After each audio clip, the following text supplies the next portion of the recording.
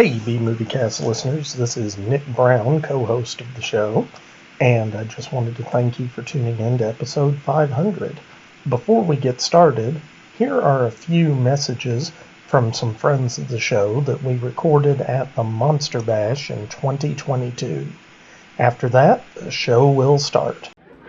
Okay, this is Kenny B, also known as Santitito, and I want to thank Mary and Nick and all the rest of the B-Movie casters for the 500 episodes you've given us. I started listening sometime in 2010 after my first full bash. I saw that B-Movie Cast was covering it, and I said, I want to see if they talked about me, because I did a little thing. I did my first Santitito performance at that time, and they didn't. I was upset, but I looked up and I saw some of the episodes. They covered The Thing, the 3 versions of The Thing. I said, I love this 1982 thing. I want to hear what they had to say about it. And I fell in love with the B-Movie Cast. I binged it, and I've listened to all 499 episodes that are available. The Walking Cast, I haven't been able to find that yet. But other than that, I just thank you guys. You guys set me out into the podcasting universe. And I found Derek Cook from you guys, and we became friends, and I do a segment for his Monster Kid Radio, and I love the contest. You guys, that generosity that you have doing those contests, and that really makes it fun, and one of the few podcasts that I hear that does that on a regular basis, and I love being a part of that and also winning a lot. So thanks, Mary. And when Vince passed, it was a heartbreaker for me. I mourned as if it was a family member, and that's what I feel about all of you. You guys are part of my family, and I enjoy it, and thanks for having me as part of your family. Thanks, B-Movie Cast, and congratulations on a 500.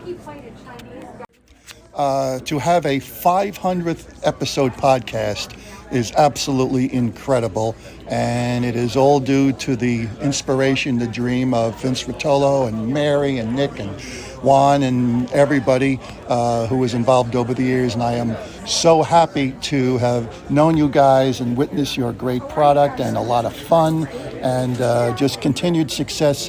It was my first introduction to podcasting and podcasters was you guys in the B-Movie Cast, and it is family and friends, and I look so much forward to every episode. And it's a pleasure to be here to say happy 500th show. And who are you? Oh, I'm Paul Scrabo, and some may know me best as the husband of Georgianne Muller, but also I'm the producer and writer-director of Dr. Horror's Erotic House of Idiots and the upcoming Front Row DVDs, and maybe we'll talk about that sometime on a show because it's all good stuff, and a pleasure again. So congratulations again to the B-Movie Cast. Thank you. That is perfect. Thank you so much, Paul. Yes, time shifters. I saw the... Hey Nick, this is Casey from Cartoon Comics and the Jamie Jupiter webcomic. Just wanted to congratulate you guys on 500 episodes. Here's to 500 more of zany goodness. Hey Mary and everyone at the B-Movie Clubhouse. This is Christopher from Time Shifters Podcast and Orphan Entertainment, sitting here at Monster Bash 2022, missing the heck out of you guys. I just wanted to give you a quick message in case I don't get around to sending anything better. Congratulations on 500 episodes. That is an amazing achievement, and here's to 500 more. Keep it going. We love you. Hey, this is Dave from Atlanta. I want to say hello to Nick and Mary. Congratulations on 500 episodes. It was wonderful to see Nick at Monster Bash this week, and just have enjoyed all your shows. I recently listened to the Beast with Five Fingers and the Rocky Horror Show, both incredible. I laugh and just stay entertained the whole time. So look forward to 500 more. Thank you so much, and it was great seeing you. Bye-bye. Hey, this is Daryl Mayeski from Scream Magazine here at Monster Bash 2022. And I'd like to congratulate the good folks at the B-Movie Cast for their 500th episode. Congrats again, guys. Hey everyone, this is Tracy. And this is Scott. Of the Disney Indiana podcast, and we want to say congratulations on your 500th episode. Congratulations, Mary, and, Nick too, I guess. There was me, that is Alex, and my 3 droogs, that is Pete, Georgie, and Dim. And we sat in the Korova milk bar trying to make up our razoo docs what to do with the evening. The Korova milk bar sold Milk Plus, which is what we were drinking. This would sharpen you up and make you ready for a bit of the old ultra-violence.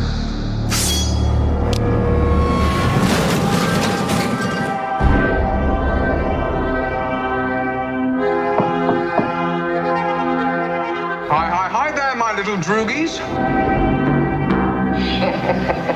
The evening's the great time, isn't it, Alex Vine? He's enterprising, aggressive, young, bold, vicious. He'll do. Who on earth could that be? Now it was lovely music that came to my aid, a bit of the old Ludwig van. Pretty well, little brother. Pretty well. It'll be your own torture. I hope to God it'll torture you to madness. Stop it, please, I beg you! Food, all right. Great, sir, great. Try the wine.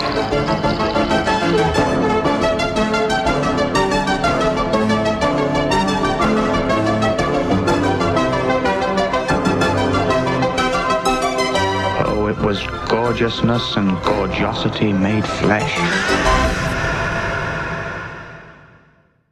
The following is a paid advertisement. Really? A paid advertisement? Wait, the B-Movie Cast got paid? Yes, the following is a paid advertisement. This episode of the B-Movie Cast is brought to you by the estate planning services of Twyla Minear Brooks, attorney at law. Remember, when the zombie apocalypse comes, things will move pretty fast. The body should be disposed of at once, preferably by cremation. Well, how long after death, then, does the body become reactivated? It's only a matter of minutes. Minutes? Well, that doesn't give people time to make any arrangements. Oh, you're right. It doesn't give them time to make funeral arrangements. The bodies must be carried to the street and burned. They must be burned immediately. Soak them with gasoline and burn them. The bereaved will have to forego the dubious comforts that a funeral service will give. They're just dead flesh and dangerous. So don't leave your estate planning needs until the last minute, because you don't know when that last minute could come. Call Twyla Minear Brooks, attorney at law, at 859-351-2294. That's 859-351-2294. Remember, when you go, you don't want people saying, "Yeah, they're dead. They're all messed up." Twyla Minear Brooks, attorney at law, is licensed for practice in the state of Kentucky. Consult your local attorney for matters outside of the state of Kentucky. Command mark. The time will be running at X-20 seconds. Mark. 5, 4, 3, 2, 1. Fire.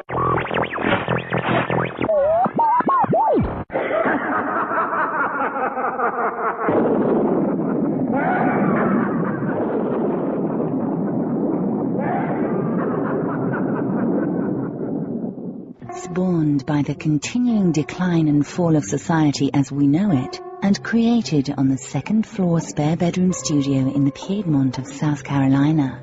Podcasting on a shoestring budget and changing the world one freak at a time. It's the B-Movie Cast with your host, Vince Rotolo.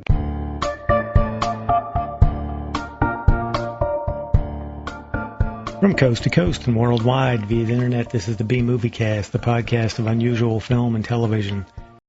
It's here. Yes, we have finally reached 500 in the countdown to B-Movie Cast episode 500 series. First of all, I want to thank you all for the kind words and the love you've bestowed on us. I can't tell you how much it's appreciated. Vince started this journey 16 years ago, literally in our second floor spare bedroom, and it's grown into the family that is here today. Vince just wanted to reach out and talk to people that enjoyed the same types of films that he loved. And it's been a learning experience for everybody involved, but hopefully we've been able to fulfill your need for the monster classics while still expanding your film horizons as we've expanded our own. If it weren't for you and our listeners, we would never have known about some of the movies we've covered or been able to share these movies forward. There's always that quest of discovery, the joy of finding that hidden gem, rewatching a favorite from your youth, and learning about yet another unexplored genre. I just want to say I love you guys. Thank you for putting up with our growing pains, mistakes, rabbit holes, tangents, audio errors, and sometimes not so great movie choices. And especially I want to thank you, Vin, my love, for creating this community.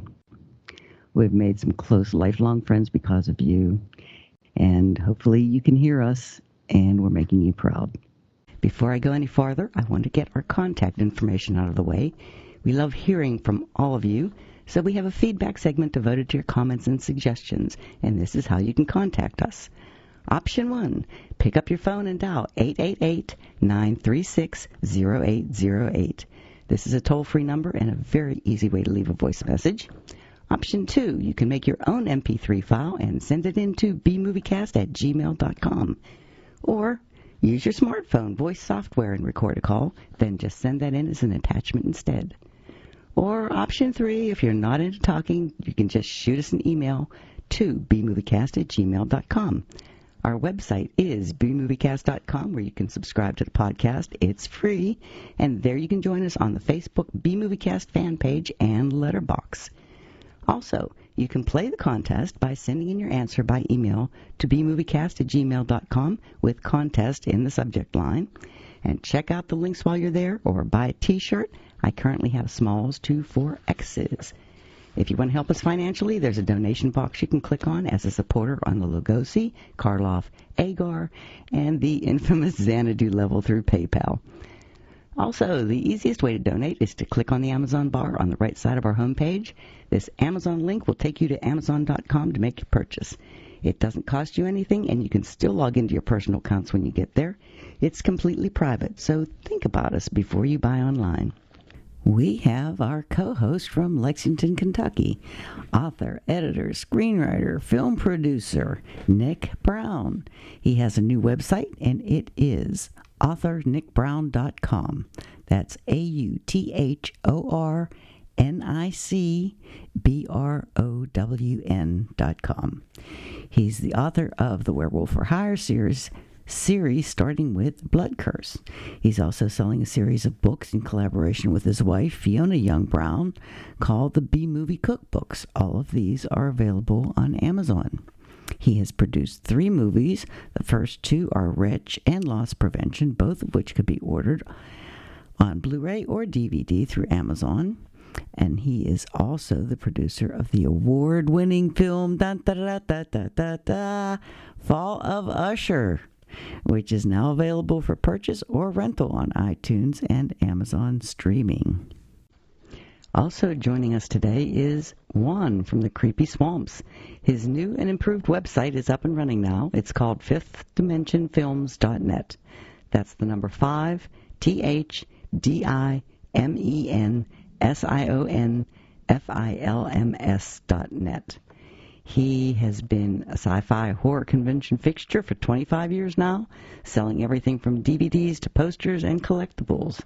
He's done a documentary called Mexican Monsters on the March. It's a 6-part documentary describing Mexican cinema history, monsters, and of course Santo. It's available on Juan's website. And if you'd like to see Juan in his younger days, watch the movie Red Heat from 1988. Juan is the street thug in a green Paul's Junkyard t-shirt with a wig on and a heavy New York accent. So, on that note, in Vince's honor, our movie today is the great cult classic from 1971, A Clockwork Orange. This dystopian, satirical crime film was adapted, produced, and directed by Stanley Kubrick. Or, if Vince would say it, Kubrick. I picked this film because Vince always loved it, and he talked about doing a podcast for ages. It's based on Anthony Burgess's 1962 novel, Clockwork Orange. There are 2 versions of Clockwork Orange that were published. One concludes with Alex growing up a few years older and turning away from violence, while the second darker version leaves out that final chapter of the novel. Kubrick based his film on the short U.S. second version.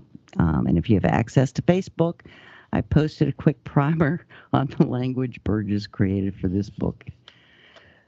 The film's basically the story of Alex, the horrific crime spree of his gang, his capture, his attempted rehab by a totalitarian government using an experimental psychological conditioning technique called the Ludovico technique. It turns Alex into a Clockwork Orange, organic on the outside, mechanical on the inside. Been spot an audio edition of that Burgess book, and we listened to it on our way to and from work during one of our 12-hour night shift outages. And to me, it was actually easier to listen than to read, kind of like Shakespeare for me. I can't read Shakespeare, but it makes sense organically if I listen to it for some reason. This is an extremely dark, violent, and sometimes nauseating film. But the cinematography, editing, and sound are stunning. But it will leave you with moral questions. I guess that's what a great film should do. We're not going to do a deep dive into this movie. There's just too much published about this movie and the people to do it justice in 2 or 3 hours. And we have a lot of feedback. So, oh, by the way, there is a 4K UHD Blu-ray version out there. It has lots of extras on it. I just watched an old DVD that we had in the house. So, what version did you guys watch? Well, I watched it on HBO Max. Oh. So it's streaming on there, and it was actually, it had a little preamble, I guess, a start that was done by Turner Classic Movies, talking about some of it, including the costume design. Ooh. So, you know, that was pretty cool. Yeah. Which one did you watch, Juan? Well, I tell you, I had the opportunity to jump on a real good deal with Amazon, and I went ahead and purchased the 3 movie pack of Stanley Kubrick, okay, which had 2001: A Space Odyssey. It had this film, and it also had The Shining, and all 3 movies were on there. And the Clockwork Orange one was the long version. I was kind of surprised because it was like the extended version, and you know, which was really cool. And I only paid a whopping $9.99 for the Blu-ray. Wow. Yep, and I think they still got it for that price on Amazon. Okay. So I mean, you know, any other listeners that don't have this film, you know, and any of the other 2 that I mentioned, you know, of course, you know, 2001 is an all-time classic, and The Shining. So you get all 3 on one Blu-ray, which is really cool for $9.99. You know, it's like $3.33 a movie. You cannot beat that. No, you'd pay that for streaming on Amazon Prime for each movie, probably. You do. Yeah. Uh-huh. Yeah. So I have a question, Juan. You said it was like an extended version, and the reason I'm asking, what's in it that's not in the regular? Because I have read in multiple sources that Kubrick had his assistants destroy all the footage they didn't use. So that's where I'm kind of, okay, is there more out there? Yeah, well, it's actually, you know, the time on it is 147 minutes. Okay, 147 minutes, and normally that's like what, 2.5 hours almost. Yeah. So the film was only like 2 hours and what was it? 2 hours and 10 minutes, or 2 hours and 5 minutes, or something like that. I want to say it was 2:16, but that'd be 136 minutes if it was. Yeah, it's 2 hours and 16 minutes. Is a normal one. Yeah, okay. So then it is probably a little bit more than that. Maybe the credits or the you know, the end part, but you know, the real rare, you know, quote unquote X-rated scenes that were totally, you know, were banned in many countries, were not graphically in there. You know, I mean, but it was pretty still harsh with a hardcore R rating. So yeah. Okay. Oh. What have you guys? But anyway, that's the one that's on that Blu-ray. So it might be the same as the 4K. It might be the same as what the other versions, because I know they got like a collector's 50th anniversary edition. Yeah. They got a 25th anniversary edition, and they all have a lot of different stuff, in special features and everything. Like I said, this movie is amazing. I know. There's just so much written about it and talked about it that, oof. Mm-hmm. Yeah. So what have you been doing since we talked last? Juan, what have you been up to? Oh, yeah. Well, after I got over the COVID, I'll just say that I got over it. I'm back to normal. I'm a normal human being again. I'm not Frankenstein locked up in his dungeon. I went ahead and had the opportunity to get invited on what they call is a Zoom cast. This was last Sunday. I got invited by Roger Froylan, who happens to be the host of Bright Lounge. It's actually a Zoom cast that he does. I mean, he does it once a month, I think. And they talk about a little bit about everything relating to horror, new horror, older horror. They talk about giallo. They talk about spaghetti westerns. And, of course, they talk about one of the topics that you and I love, the Shaw Brothers martial arts, East meets West. And we did a special show last week. It was all about Mexican monsters and lucha libre classic films about El Santo, Blue Demon, and everything relating to the lucha films and Mexican monsters.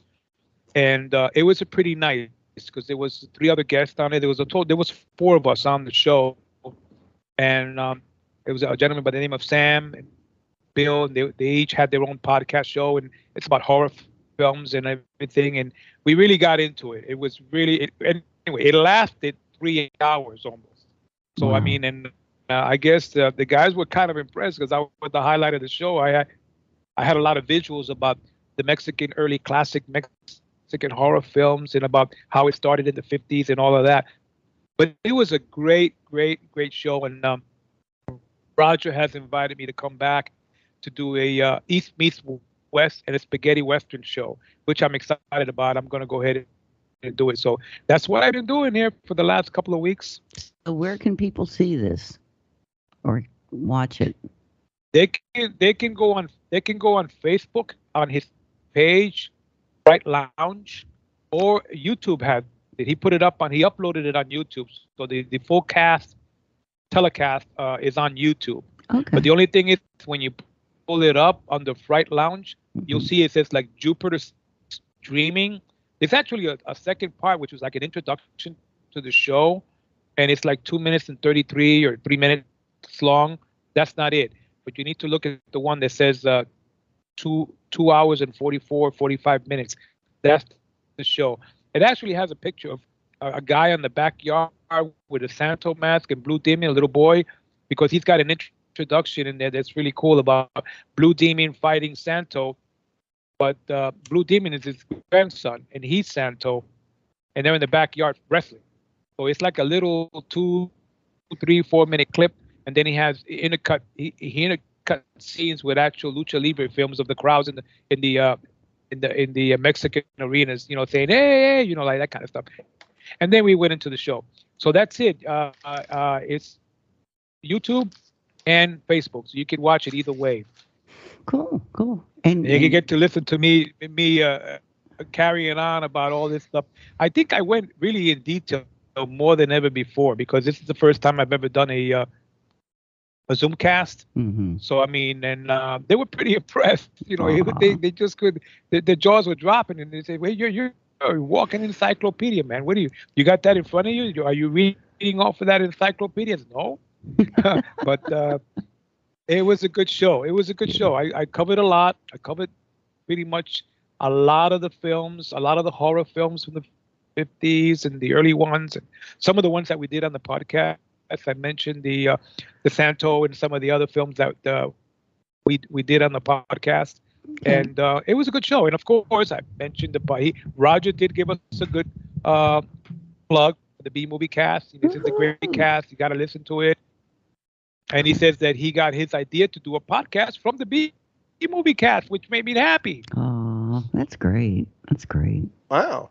So are you if over? you get a chance, if you get a chance to listen to it. At least the first hour or so.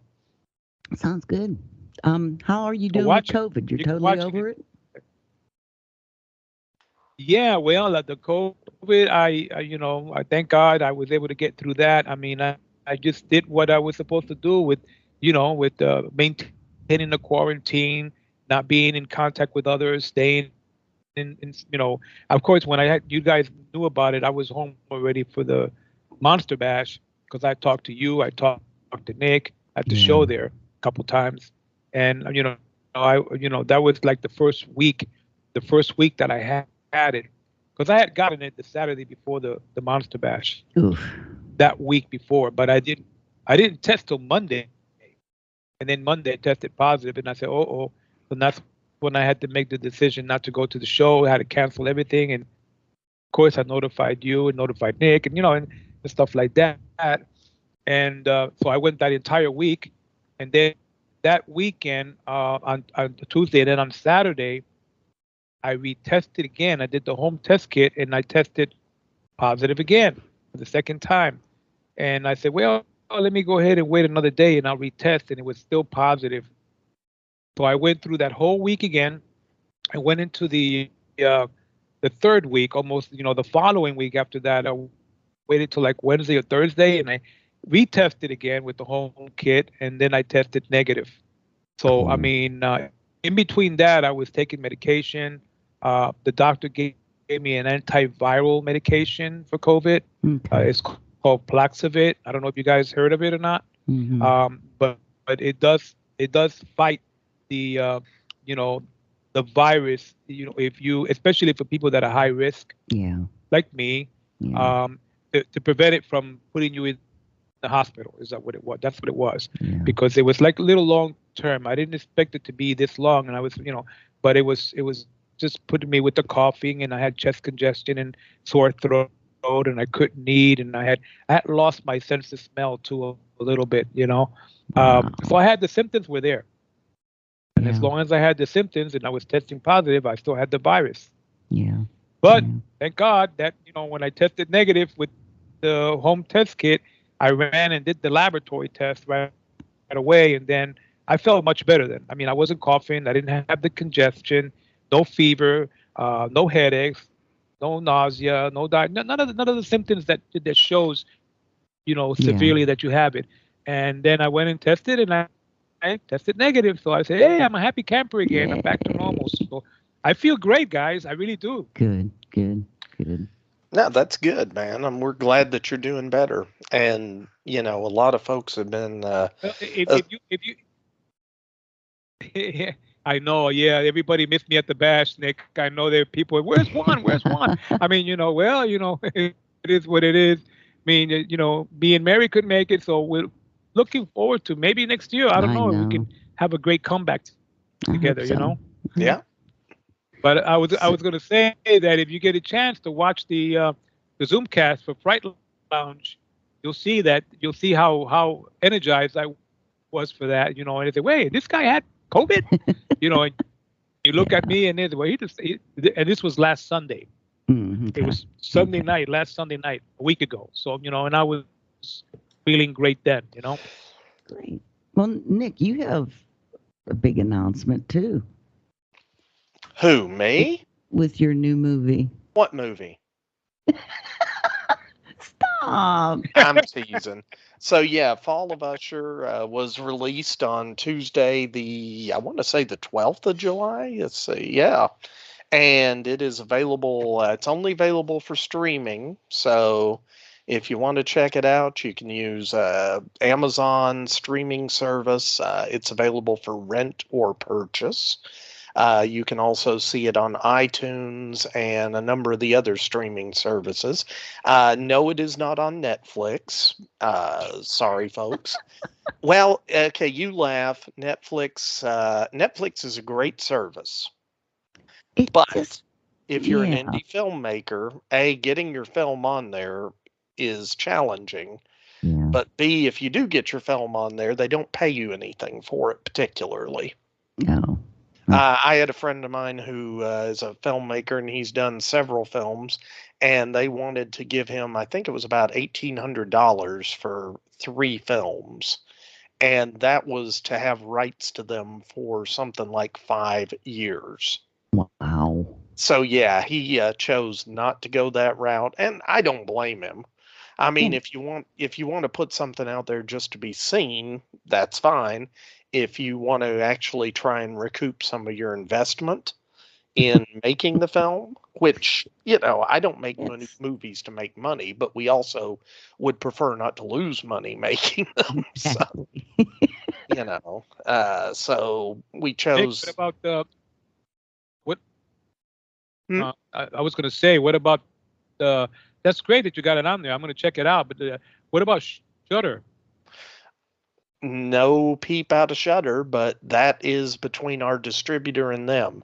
Now, we have a few contacts with Shudder because of our success with loss prevention a couple of years or last year at the first annual Joe Bob's Drive-In Jamboree, but it's complicated because we are through a distributor. So, it's a weird situation, but we're seeing what we can do. Yeah. Is there ever going to be a DVD of it? I don't know. And I know you love DVDs, Mary, physical media. Streaming because I tend to lose stuff. Well, it's still there, even if you purchase it, it's still there. You just have to type it into the search bar and it'll come up, and it's like, oh, I own this, and you can watch it. Yeah. But yeah, unfortunately, at this point, we do not have physical media. That may happen in the future, but not right now. Okay, cool. And part of that is Mutiny Pictures, our distributor, has the rights to it. And they have to do a DVD or a Blu-ray if one is going to come out right now because they purchased those rights. Well, let me rephrase that. I say they took those rights and we're getting money on the back end from sales. So I don't want anybody to think we actually made money up front. That's funny. Sorry. I laugh and laugh. Yes. But yeah, so The Fall of Usher is available, like I said, on Amazon, iTunes, pretty much anywhere you can rent or purchase streaming content. We're out there. Great. I can't wait. Don't get it confused with The Fall of the House of Usher. Yeah, I know. Because of course they released another version of that right at the same time. But anyway, no, I'm very excited about that. So, and thanks for asking. And I want to thank all the B Movie Cast listeners who've messaged me about it and who have taken the time to actually check it out. I really do appreciate it. Yeah, that is great. Yay! Yay, indeed. Awesome. I'm upset that I missed the Monster Bash this year, but sorry. I do have a car. I did get the RAV4 finally. It wasn't the one with all the options on it that I wanted, because they could only find 3 of those in the Toyota database, and they were already sold. And I found out later that they were still in Japan in production somewhere because they were waiting for parts for those. So that could take months, and I didn't want to wait months for a car. And if I waited too long, then they would stop production on the 2022s and then go into production on 2023s. And I didn't want to have to pay more money for 2023. And the color I got was only in 2022. And well, long story, I bought a car. And then a couple weeks after I got it, I couldn't get it started. Because it's one of those keyless thingies. And, I did what I was supposed to do, put my foot on the brake, touch the button that says start, and it wouldn't start. And then I tried remotely doing it from my phone, and it still wouldn't start. And then some message came up that said, touch your key fob onto the start button. And then it finally worked. So I want to take a moment to make sure that the general listeners understand that this is not a defect with a Toyota vehicle. This is a defect with Mary's operation of the vehicle. Because the way you presented that, Mary, I bought it, and then within like 2 weeks, I couldn't start it. Oh my God! Well, I don't know if it was because I had let it sit in the garage because it was raining for 4 or 5 days, and I didn't want to take my new car out and get it wet. And so I just left it in the garage for like 4 or 5 days, and then I tried to start it. So I don't know. I need to take it down to Toyota and see if maybe the battery in my key fob is. I'm gonna bet, Mary, that you just need to do that if you leave the car sitting for a few days. Yeah, that might be, but I mean, if you want to go see the guys at Toyota because, you just want to go hang out with them or something, that's cool. But, I think you could just touch the key fob to it and it'll all be good. Yeah, well, see, I know to do that now. It's a learning process. Every day I find something new, some other way that you can switch a knob to do. There are just too many knobs. There are too many screens on that car. It's a hybrid, so when I start it, I never know whether it's on. It's so quiet and. Yeah. So in the last case scenario, Mary, you could always remove the key from the fob and use the key and open the door with the key. That's yes, that works that way. Yeah, somebody told me about that one too now, so I know that one. Yeah, which of course, when the time comes that I need to do it, I'll forget and stand there and cry or something. But anyway, Mary, you are the most tragic new car purchaser I know. Can I just say the new car experience for you has not been very, very positive? Well, it's overwhelming because I went from a 2001 to 2022. I mean, it's like going from one century to the next. It's a totally different experience. Okay. Well, I found out just a couple days ago that my car has an automatic windshield wiper thingy.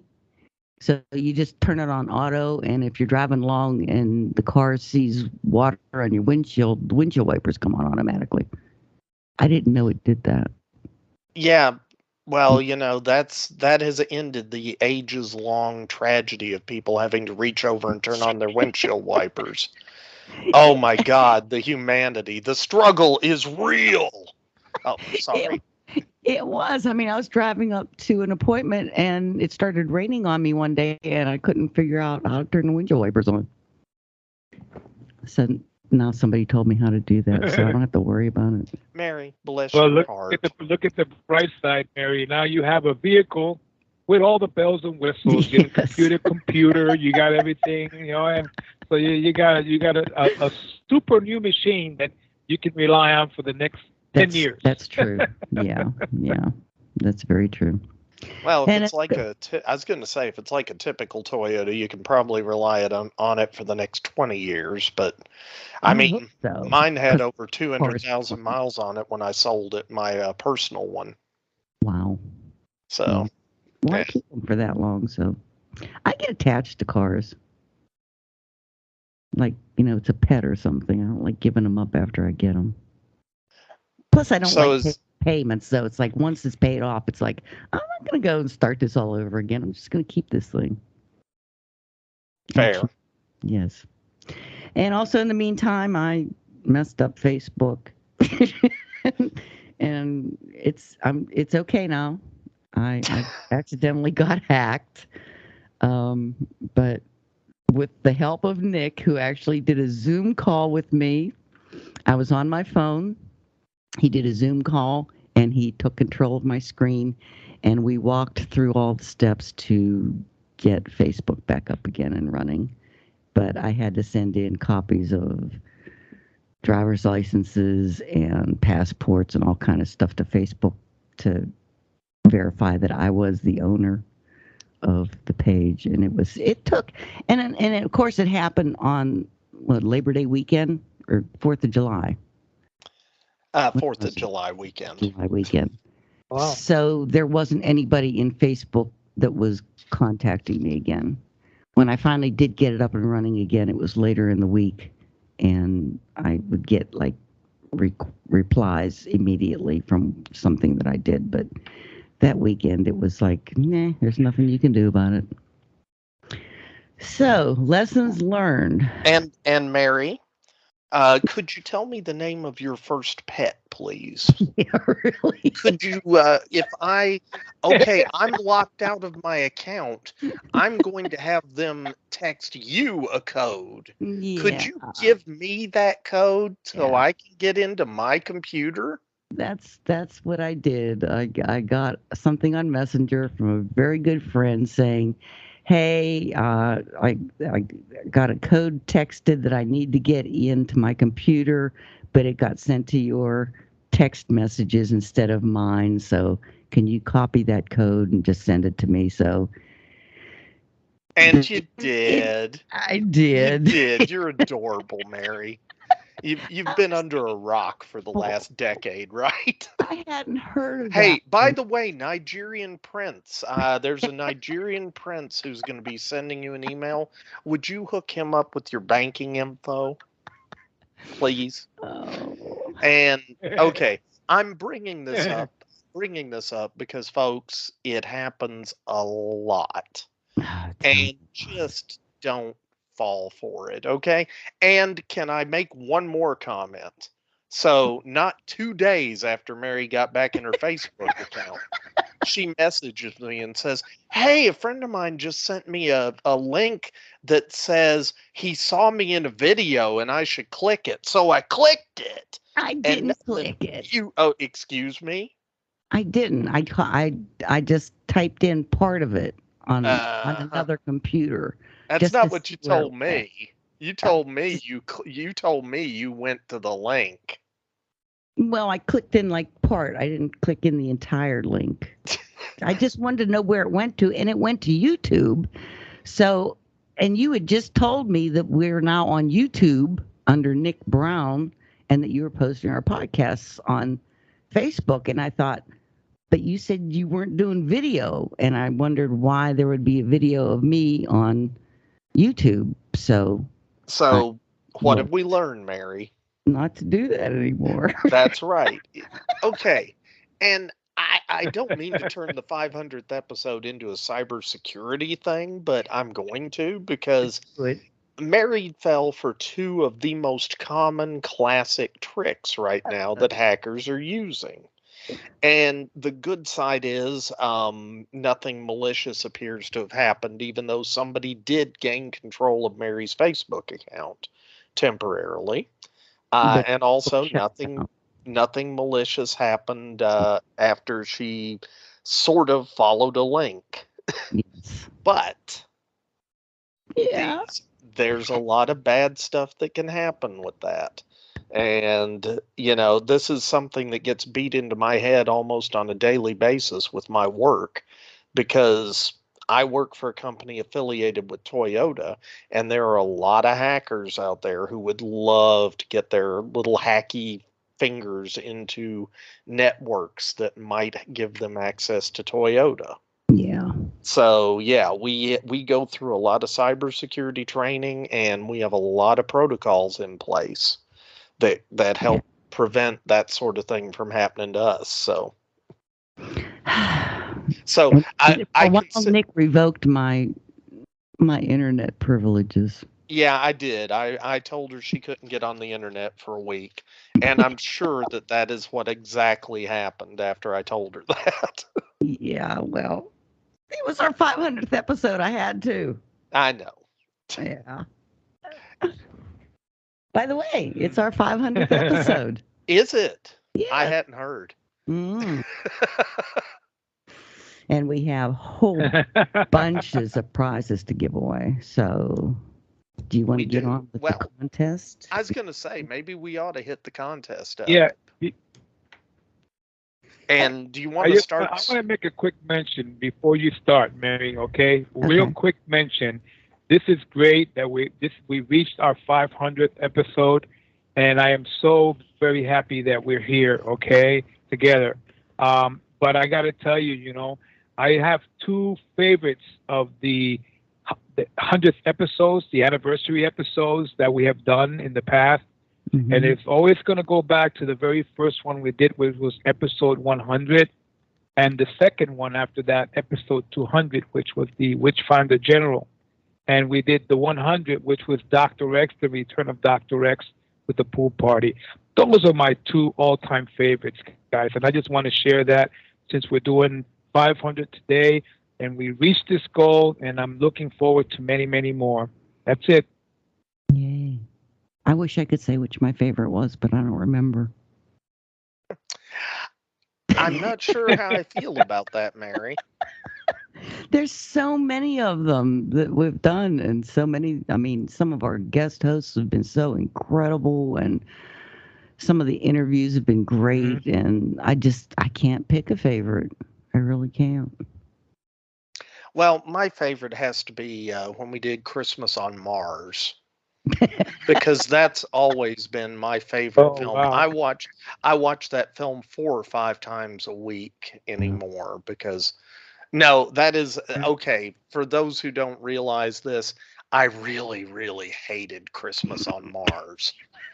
So, whatever. Yeah, that was, by the way, episode 134 that we cut in. We released it on December 19th of 2010. Wow. So, yeah, I know, right? So more than a decade ago, and yet there it was. And I still, 12 years later, gripe about Christmas on Mars. Oh. Well, for torture, I'm going to have to find another movie similar to that. Okay, you do, Mary, and we're watching the pirate movie. No. All right. Yeah, well, I'll pull the trigger on that one. Okay. So, okay, so you just back off, lady. Okay. Well, our contest today, the answer was A Clockwork Orange from 1971. Funny that. Yeah. Okay, our first prize today is extra special. It's been donated by Patrick Kelly.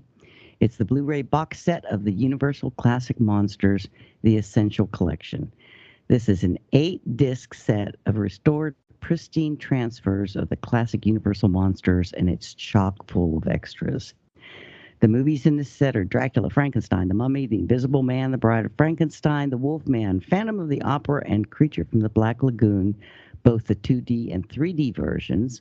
Also included is the bonus of the Spanish language Dracula, which was filmed concurrently with Bela Lugosi version. Universal provides a 48-page commemorative booklet with this collection. That is unreal. Thank you, Patrick. That's a great gift. Wow. Yeah. And he also wrote, he said, That's awesome. Also allow me to take the opportunity to thank you and your co-podcasters, Nick and Juan, and your stellar extended family of guest hosts for the hundreds of hours of pleasure, entertainment, belly laughs, and, dare I say it, hardcore cinema education you've beamed into my earbuds. Every new B-Movie cast is a gift, and you've all made all us listeners very rich indeed. From the bottom of my heart, thank you 500 times over. Thank you. Oh, you're so sweet. I love you, Patrick. Yeah, and awesome. thank you for everything. That was cool. And, yeah. I know. And I do want to say, I think Patrick has been a really big supporter of the show. Yeah. And we do really appreciate it, man. Seriously. Yes, he has. Yep. Yes, he has. We do appreciate it. Okay, so the winner is Paul Ruby. So congratulations, you're getting that incredible package. All right, Paul. Ellie. Awesome. Okay. Awesome. Our second prize is the mystery gift from Kenny B. Santito, guaranteed to be worth more than the 2 minutes it took you to enter the contest. Guaranteed to be a DVD or a Blu-ray or book and or magazine and some knick-knack and something from south of the border, preferably legal. And again, send us pictures because we're always interested to find out what Santito's managed to come up with this next time. So the winner is Michael Troy Travis. Okay. You get the Santito package. All right. Yes. And Congratulations. Our third prize is a movie I'm donating called Night of the Eagle from 1962. It's a British horror film starring Peter Wyngarde, Janet Blair, Margaret Johnson. The script by Charles Beaumont, Richard Matheson, and George Baxt. The film was retitled Burn Witch Burn for the U.S. release. But this one is called Night of the Eagle. And this one goes to Santito. Well, at least he didn't win his own prize package. Wow. Okay. Okay, our fourth prize is also a movie I'm donating called Don't Be Afraid of the Dark. This is a TV movie from 1973. This is not the 2010 Del Toro one. This one stars Kim Darby, Jim Hutton, Barbara Anderson, and William Demarest. Wasn't he in My Three Sons? Wasn't he Uncle somebody in My Three Sons? Yes, I think so. He was the uncle. Yeah. Okay. And the winner of that one is Philippine. So you get Burn Witch Burn or All right. Night of the Eagle. Okay. Our Awesome. fourth prize is again from me. Don't Be Afraid of the Dark. No, I just did that one. I was about to say, you're giving away another copy? The fifth prize is for me. It's called Captain Kronos Vampire Hunter from 1974. Love that movie. Yeah. British swashbuckling action horror film from Hammer, written and directed by Brian Clemens, starring Horace Jansen, John Cater, and Caroline Munro in all her beauty. And that one goes to Marlo Brown. So, congratulations. All right, Marlo. All right, great. You get Captain Kronos. Okay, our sixth prize is an incredible giant. I can't even.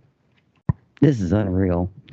Twyla and Eric Brooks have donated for our 500th episode a $500 Amazon gift card.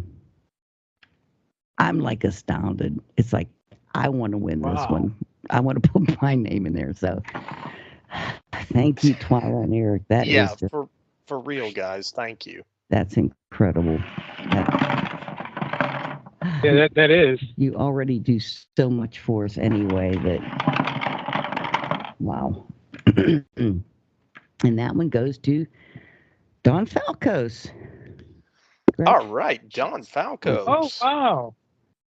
Let's see. Don Falcos. All right. $500 to spend on movies on Amazon. Great. Remember to pick up a copy of Fall of Usher with that. That's right. Okay. Our seventh prize is a surprise gift from our own co-host, Nick Brown. Okay, wait a minute. Oh, it's not a surprise? No, you are giving mine away after the $500 gift certificate? Wow, what a wow. I just thought you'd forgotten about mine. No, you just waited so that I look cheap. Oh, well, thank you. You're going to have to step it up this time. You're going to have to step it up big time. Oh, yeah, I ain't stepping anything up. They'll get whatever's in the box. Okay, and the winner of this one is Blake McCurdy. Oh. So, Blake, expect Very something. cool. Hey, Blake. Hopefully, Nick won't cheap out too bad. Oh, good Lord.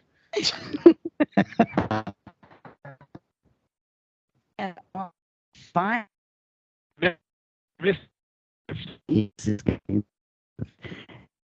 Prize, our final prize, is from our own Juan Ortiz.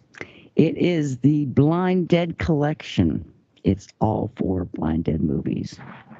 You want to expand on that one? Yes, it is the collection of Armando de Osorio, the great Italian, the Spanish director. This series is amazing, guys, okay? It has all the 4 movies, The Tomb of the Blind Dead from 72, Return of the Blind Dead from 73, the follow-up sequel, then The Ghost Galleon from 1974, And finally, The Night of the Seagulls from 1975. Okay, so basically this collection, it became a staple in the early 70s for Spanish grindhouse era horror films. Okay, so really, really good. This has a huge cult following, the Blind Dead series of films from Armando de Osorio. That's going to be my prize giveaway for the 500th episode. Cool. And the winner is Scott Wirtz. All right, Scott, you're Blind Deadness. All right. Hope you enjoy Scott. it. Congratulations, Scott. Okay. It's over. No more gifts. What? No more gifts? No more gifts. I have no response. Are you sure, Mary? Are you sure? I don't know. Yeah, I'm sure. Yeah, put the balls away, Mary. Come on. Okay. On with the movie. Okay. And there's dead silence. Okay, Clockwork Orange. Where? How do we start? I mean, I guess we can let Nick talk a little bit of intro there, and I'll add my little bit of intro, and Mary can add a little bit of intro on that. This is film. There's so much to talk about this movie. I mean, it just could go on and on and on. Like Mary said in the beginning, we can't take it extended because, I mean, you could cover so much just in different areas and topics of the film and what it was and what it meant. But, I mean, to me, my big about this film, it was basically the overextended visuals of what it being. It's like a 1984 futuristic type want to feel about this film, because everything that is about the movie is all kind of like the futuristic setting. They did it. Kubrick was a genius with that, and the way he instilled all these locations and the areas and everything where these guys were going, and even these condos and the flats and everything, and it's just the colors and the general futuristic look and feel of everything.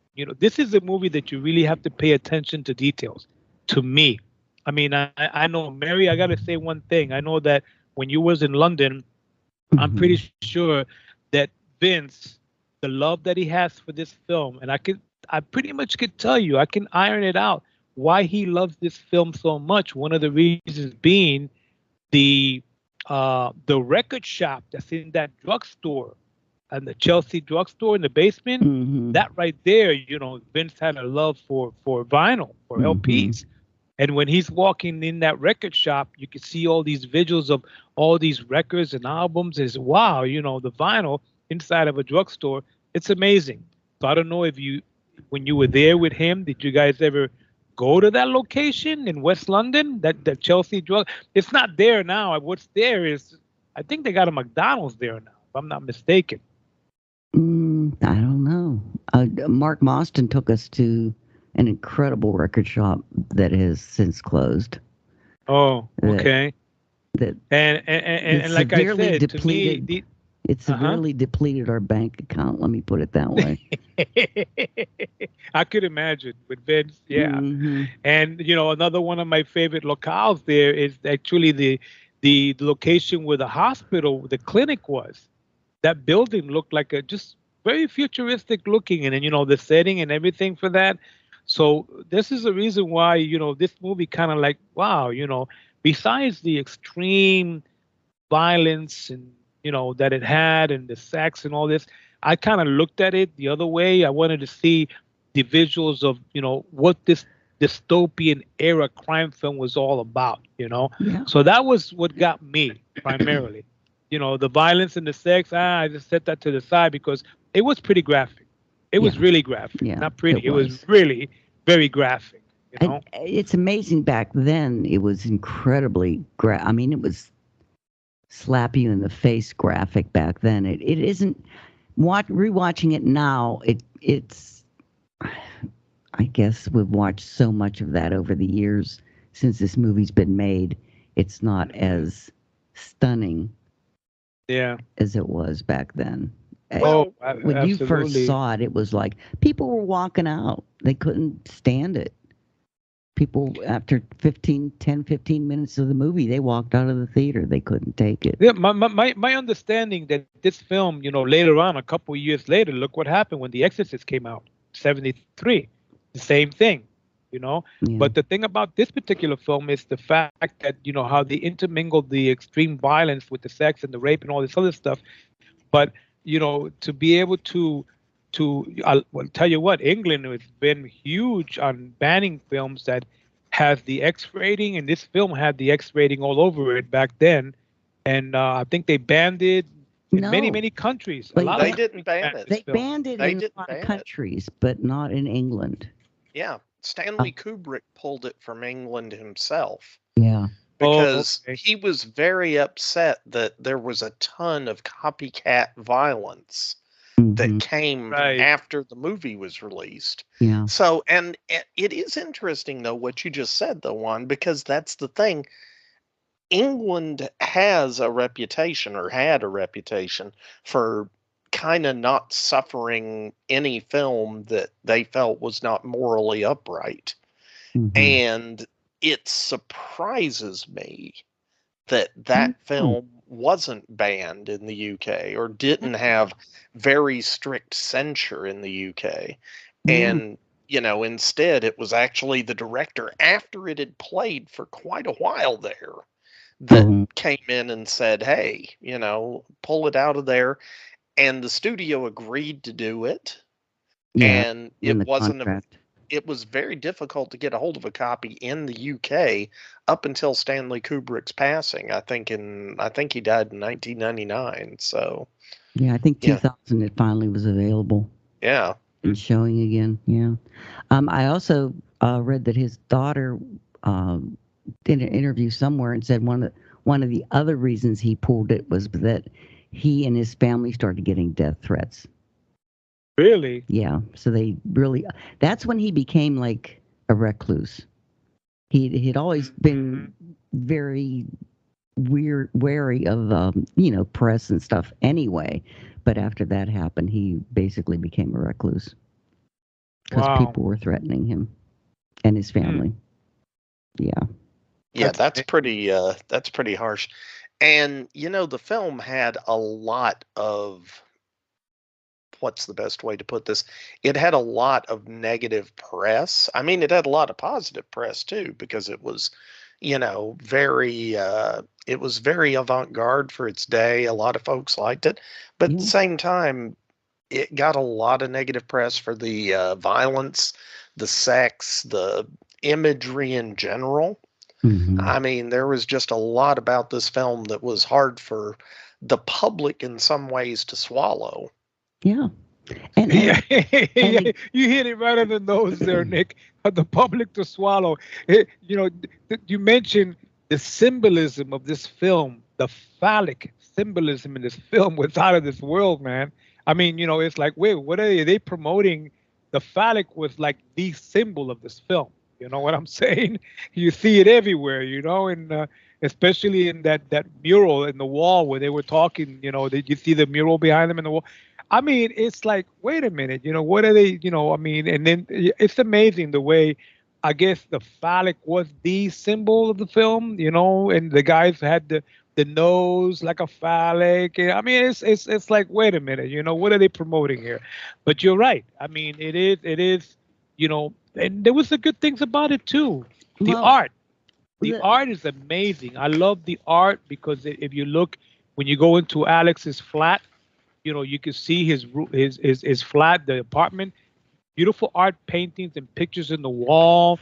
The art, whenever they went into different places, the locales, you could see these beautiful paintings. And from what I heard, I don't know how true it is, but a lot of those paintings were originally Kubrick's paintings that his daughter did or something like that. Is that right? I hadn't heard that one, but it's possible. I don't know.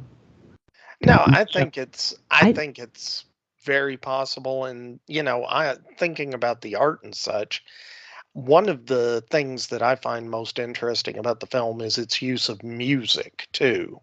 And, they they really look at that as, and he's always, talking about a little bit of the Ludwig van, Yeah, getting but his what amazing Beethoven on. is there wasn't a whole lot of Beethoven in the movie.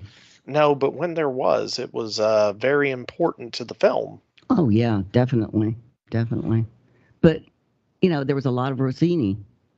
Most of it was Rossini's stuff. The William Tell Overture, that Thieving Magpie Overture.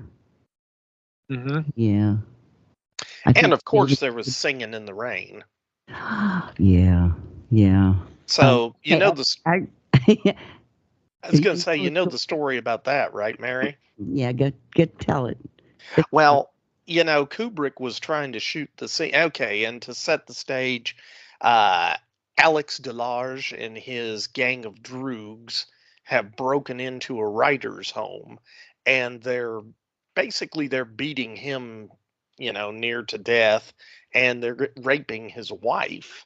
And as they're doing it, filming the scene was very challenging for Kubrick, and he just felt like it wasn't working.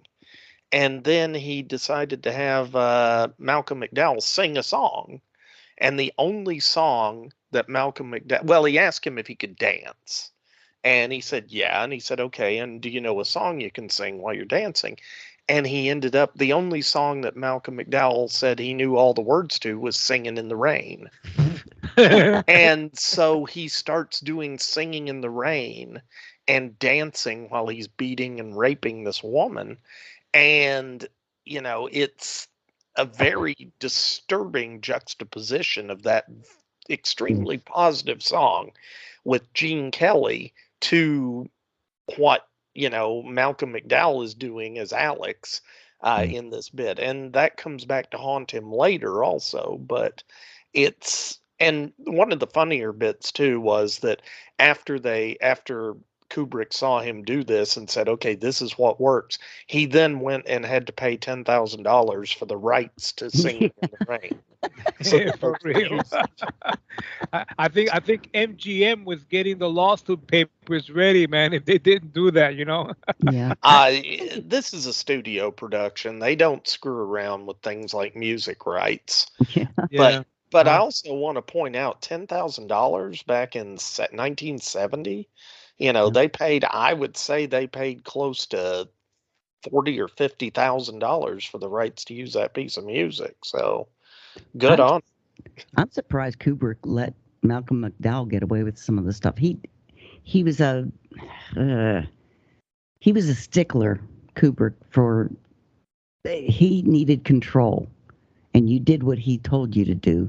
But Malcolm McDowell was one of the few actors that he let improvise.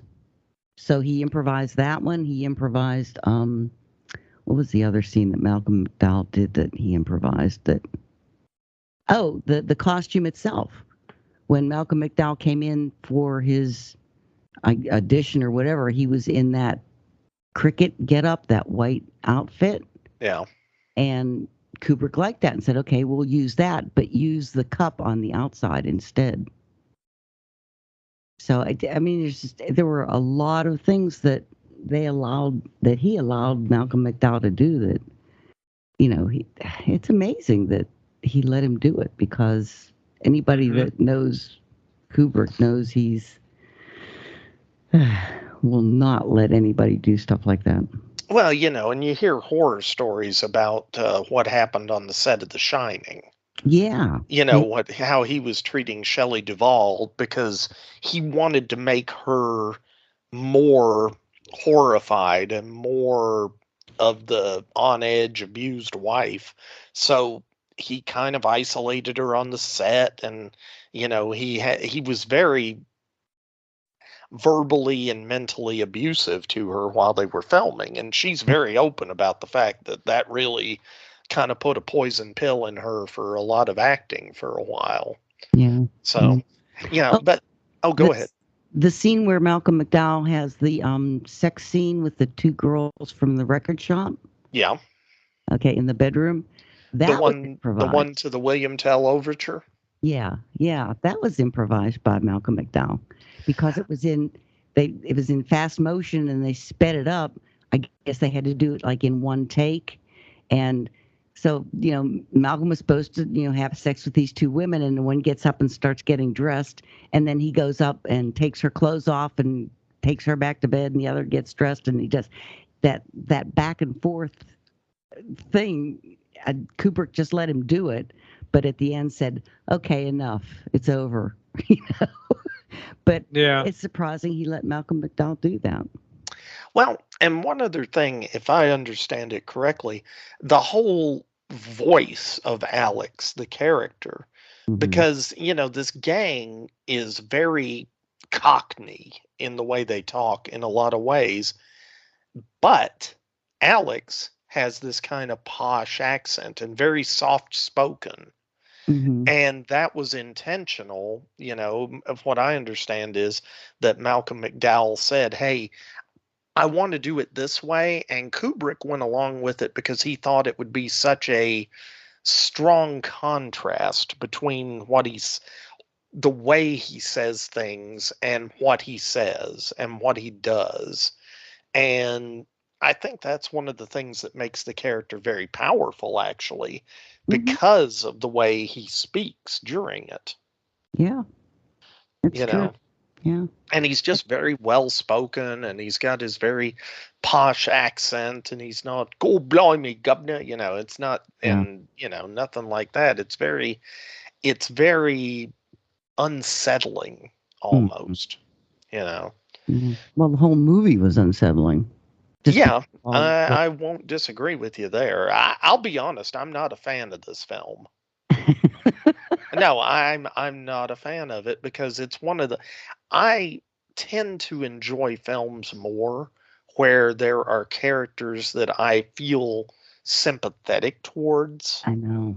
And the thing is, you start feeling sympathetic towards Alex because of all the things that he goes through, and it pisses me off that I started feeling somewhat sympathetic for him, and I had to take a step back.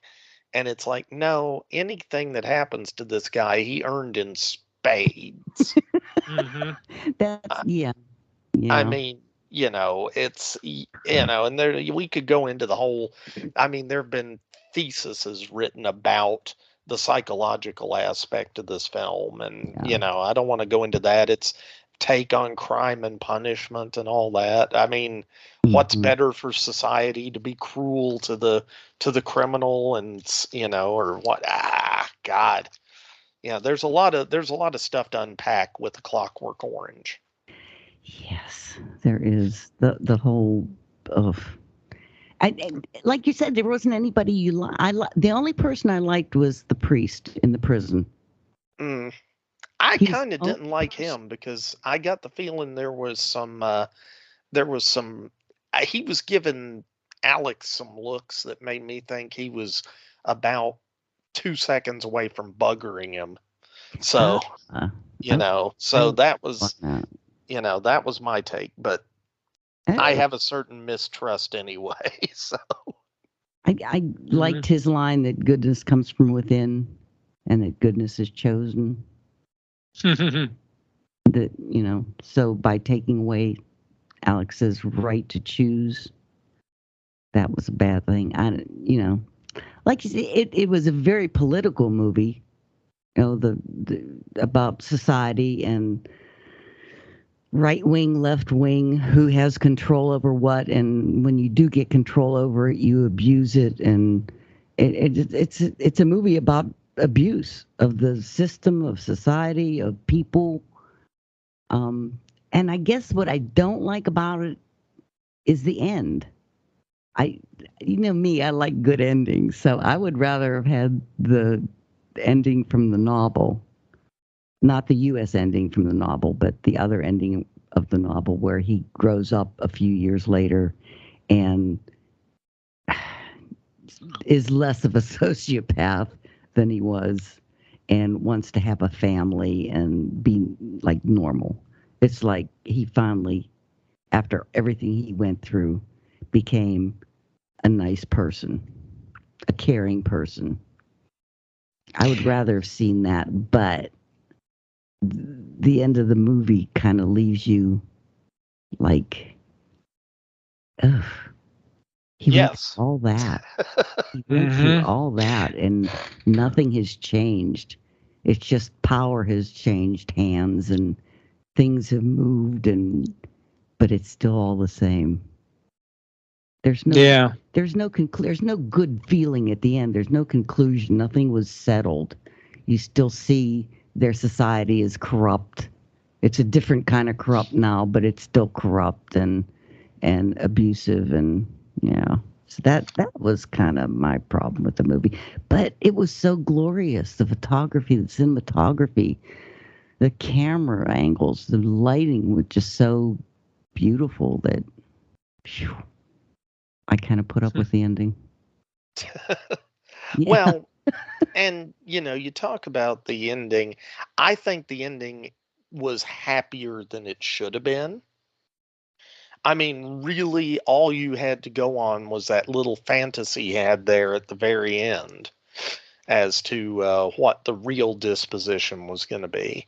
Because his, he was there with the minister, and, this guy was from the current ruling party, I guess, and it said, hey, we're gonna take care of you because this is this was a bad thing, and the way those bad people tried to use you to bring down our government. And honestly, what it felt like to me was he was being used again Oh yeah. by whichever side. And I also just got the feeling that they were going to discard him as soon as his usefulness was over. Definitely. Yeah. And that's fine. But I mean, you talk about kind of the happier ending. I mean, he was going to be given a good job and a good home and a salary that would not just be what he needed, but a little bit more to compensate him for his troubles, I guess. Yeah. And I felt like, and again, this goes back to what I was saying. I was annoyed that he was getting away with it. Oh yeah. Yeah. Yeah, because and you still see that glint in his eye. Yeah. That And evilness is coming out. That smirk on his face, kind of. Yeah. I just wanted to slap him. I gotta say that Kubrick picked out picking Malcolm McDowell. I mean, is like was the perfect character, because originally, Kubrick. I mean, after this film went through a huge production thing originally. Okay, and when I think Anthony Burgess had the rights to the novel, and it sold. And it was projected to star Mick Jagger from the Rolling Stones was going to be playing the lead role of Alex. Yeah, he only sold it for $500. Exactly. So I mean, and after they had problems, I guess the BBF FC decided to no, we're not going to let him have it. We'll just give it to Kubrick, and then Kubrick took it, and based on what he saw of the film '68, it was a movie with Malcolm in it, which was about boarding school kids and violence, and sort of like this film called If. Then he chose to do the movie and picked Malcolm McDowell for the lead role because it was perfect after watching that film. Yeah, he did say that McDowell didn't even have to go through anything. Oh no, he no screen test or no nothing. Right, He was it because of the movie It. Yeah, I did read though that Kubrick got hold of Clockwork Orange in '69 from Terry Southern, who had written dialogue from Dr. Strangelove. Oh, okay. So that's, after it fell through with Ken Russell directing the Rolling Stones and Mick Jagger being Alex and all that stuff, it kind of just faded away. And then Terry Southern is the one that introduced it to Kubrick. Oh. Well, that's interesting. And, we talk about McDowell being the perfect guy to play this. And you talked about the fact that Kubrick gave McDowell a lot more lead than he did some of his other actors. But I do want to point out that it was not the easiest role for McDowell to play. And I mean, the scene when he's on the stage and being beaten, he suffered cracked ribs during the filming of that. But more telling or more kind of horrific to me is he during the scene when he's being brainwashed and they have his eyes propped open. I cringed through that entire scene. Yeah. Wow. Well, and this is the thing, his cornea got scratched. And he was temporarily blinded in one eye by that. And that's pretty awful. And yeah, he recovered. But flash forward. Is that why the guy that medic kept putting drops in his eyes? Yeah, well, they had to. He was sitting there for hours with his eyes propped open. Really? Well, Wow. They started filming that scene, and then that happened to his eyes, and they still needed to do more of those scenes, so they ended up doing those at the very end of the movie during filming, because Malcolm McDowell didn't want to have to go through that the rest of the filming with his eyes messed up again. So yeah. And also think about this. When he was a guest at the Scarefest in, I want to say it was about 2015. So we're talking 45 years after they made this film. The first time he was going to be a guest, he had to cancel because he still has problems with his cornea. Wow. Because of this filming, and periodically his cornea becomes detached. Oh. Yeah, and so he has to be treated for that, and when that happens, he can't fly because the change in pressure could severely damage his eye. Oh, wow. So here you are 45 years after he filmed that, and he's still dealing with this stuff. And that's, I got that firsthand from him because, he was a guest at the Scarefest several times, and I had a chance to sit down and talk to him for a bit. And I asked him about that, and he's like, yeah, it just happens every now and then, and I just have to deal with it. And he was kind of terse about it. And the way he was terse about that compared to some of the other stuff, I could tell that was something that really bothered him, and he didn't really want to talk about it. So he gave me the quick and the dirty version, and that was it. Well, I heard that he got really close with Kubrick during the filming, but then after the filming was over, it was like they didn't talk. They just lost contact, and that really upset McDowell. But then McDowell later on in his career, as he got older, he said this was like one of his first movies where he got really close to everybody on the set, and he didn't realize that this is what happens. You make these really close, intense contacts with people, and then when the movie's over, it just goes away. And he wasn't used to that. He had expected to have a lifelong friendship with Kubrick, and he didn't. And he was kind of upset about that too. So I could see that. Yeah. But I gotta tell you guys that Malcolm McDowell is no new character to these types of films, because he was exposed. He did this film, and then 8 years later he went on to do another film that was very, very extremely graphic in sex and erotic. To me, erotic, historical, which was Caligula. I mean, when he did Caligula, and that right there is, oh man, a lot of people couldn't stand watching that film because it was so hardcore, very graphic in the erotic sex, and it showed a lot of graphic sexualism in that one. Of course, Bob Guccione, who's the founder of Penthouse magazine, he wanted to do an erotic feature, and boom, here comes Malcolm McDowell is a perfect character. And Gore Vidal, he had the ideas about wanting to do something, very erotic with the historical character of Caligula. And boom, there you go. It came out to be that McDowell got the leading role for Caligula as Caligula. So there you go. It was not the first time, in his career that he's done these type of films, being that this film is kind of one of the very first ones. I mean, and after that, he went on to, he maintained his career, but I really enjoy him. Believe it or not, I met Malcolm McDowell. I met Malcolm McDowell at the Spooky Empire show back, I think it was in 2008 or 2009. He came to the show, and he was there. And I had a lobby card and a poster that I wanted to get him autograph of Time After Time. Because Time After Time is one of my favorite all-time movies of McDowell. I just love that film. Yeah, And I me mean, too. you guys got to agree with me on that one because he was really good in that one. He was a really clean cut, sensible scientist, a time machine, the H.G. Wells story, and then you got the Jack the Ripper story tied into that.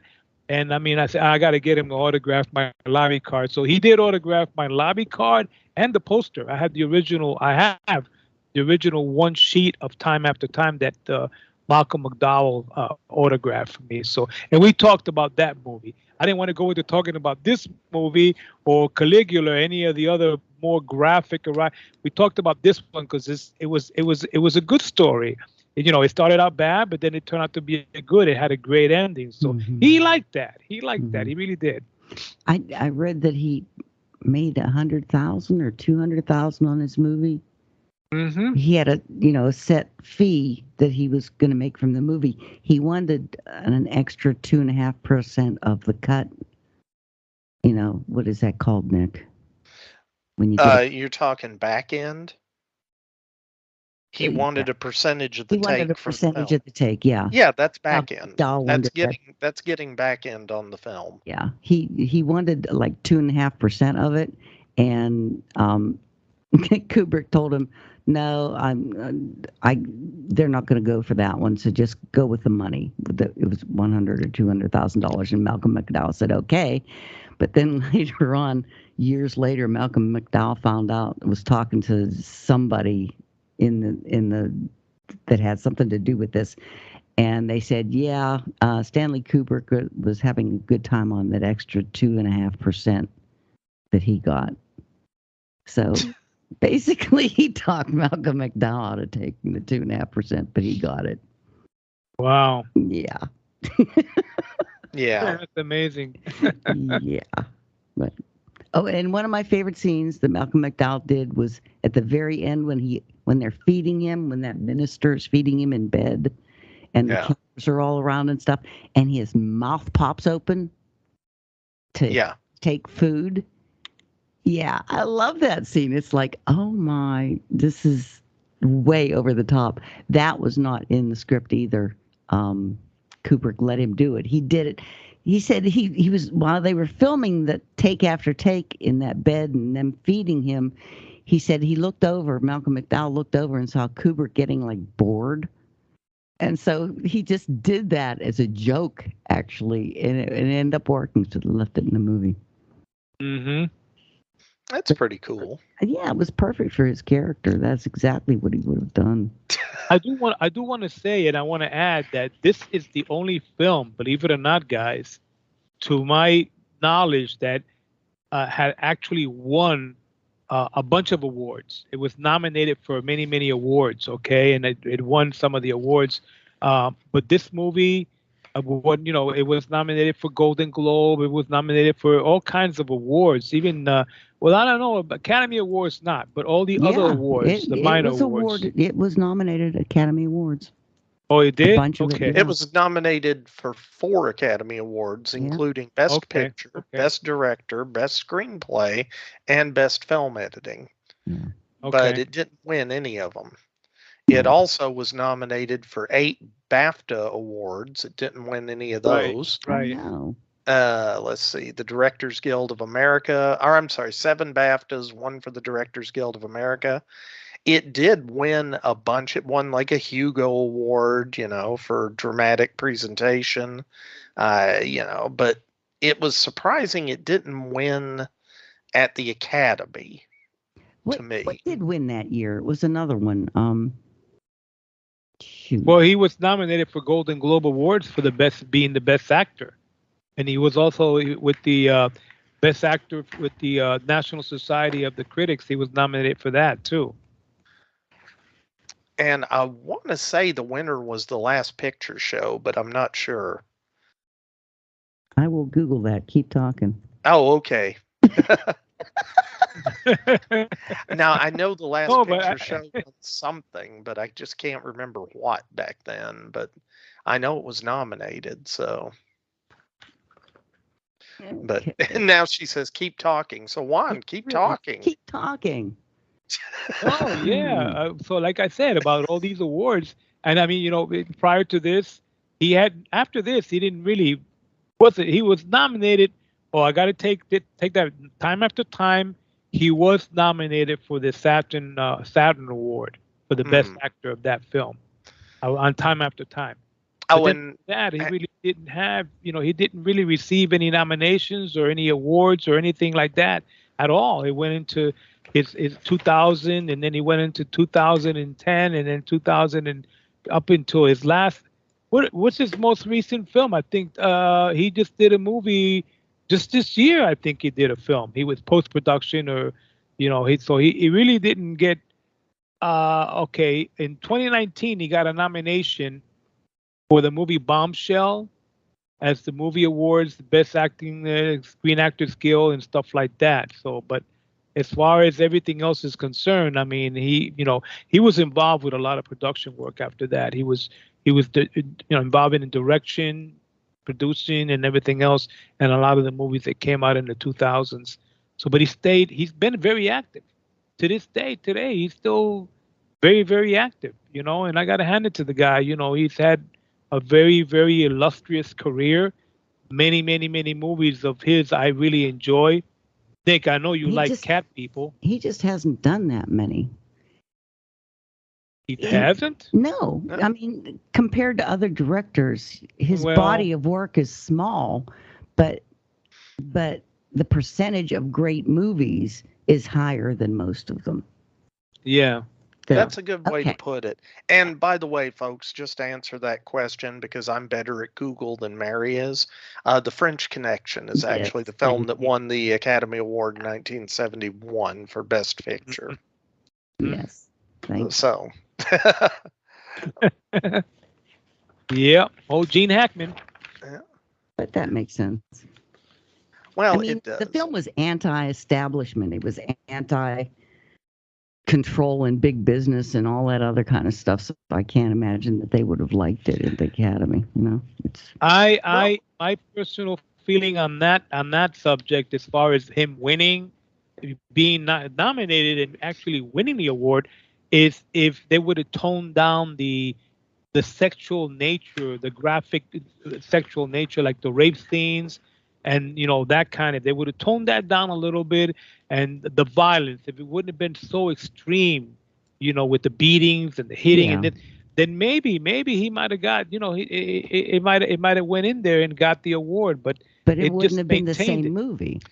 Yeah, and that's it had the thing. to have that in the movie, though. That's the right. The problem is what made you have the feelings you had. If that hadn't been there. Again, it was graphic and outrageous for its time, but Ebert hated the movie. The Roger Ebert. Yeah, he just called it, gratuitous sex and violence, and I think if I'm not mistaken, they called it like a piece of trash. I mean, because it's like people that they get into it, they're into these kind of like erotic. Sadomasochists and sadism and all these erotic sexual things with the film, because they really enjoy it, seeing the symbolism, the phallic symbolism, and all this other rape scenes, and they get a kick on that. I mean, and it wasn't a good thing for people, the young people, because like Nick said, hey, this could it could trigger off a big thing of you get a lot of fans that want to be like droogies. Okay, let's form a droogie fan club here, and go out and start beating the crap out of all the citizens in England, and London and crap, That was the problem. It was released at a time in 1971 where there was a lot of delinquency, there was a lot of corrupt power, and there was a lot of dehumanization in society anyway. And then he came out with this movie. And that's what really upset people, because they were living it and they didn't like seeing it and seeing where it could go. Yeah. Well, I can see that. Now, one of the things that I thought was interesting, though, when we talk about the film, and, we talk about the language of the film, and he pulled a lot of phrases from Russian and dropped them into the film. And I thought that was interesting. German and French. Yeah, but the Russian was the one that really stuck out to me, though, Yeah. because like the milk bar that they went to, the name of it was, I think, the Korova or something, and that meant the cow.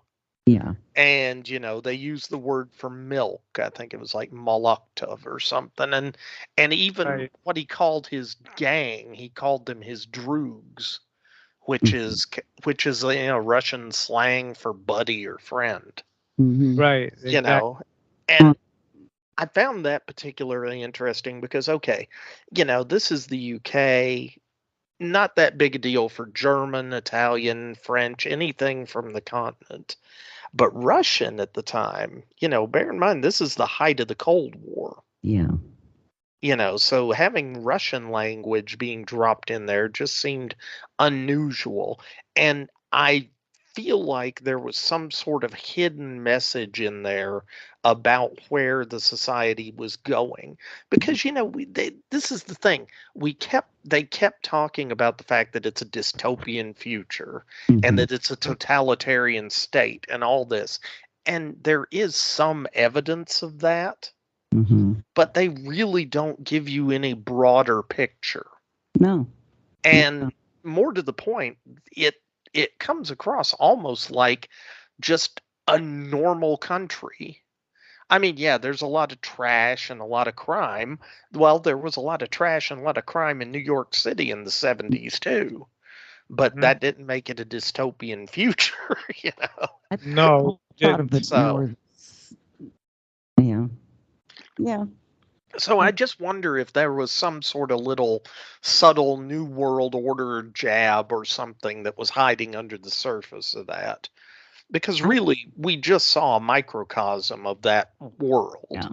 I think his jab was more that power corrupts. So it didn't matter if it was socialist, which would be, based on the Russian type of thing.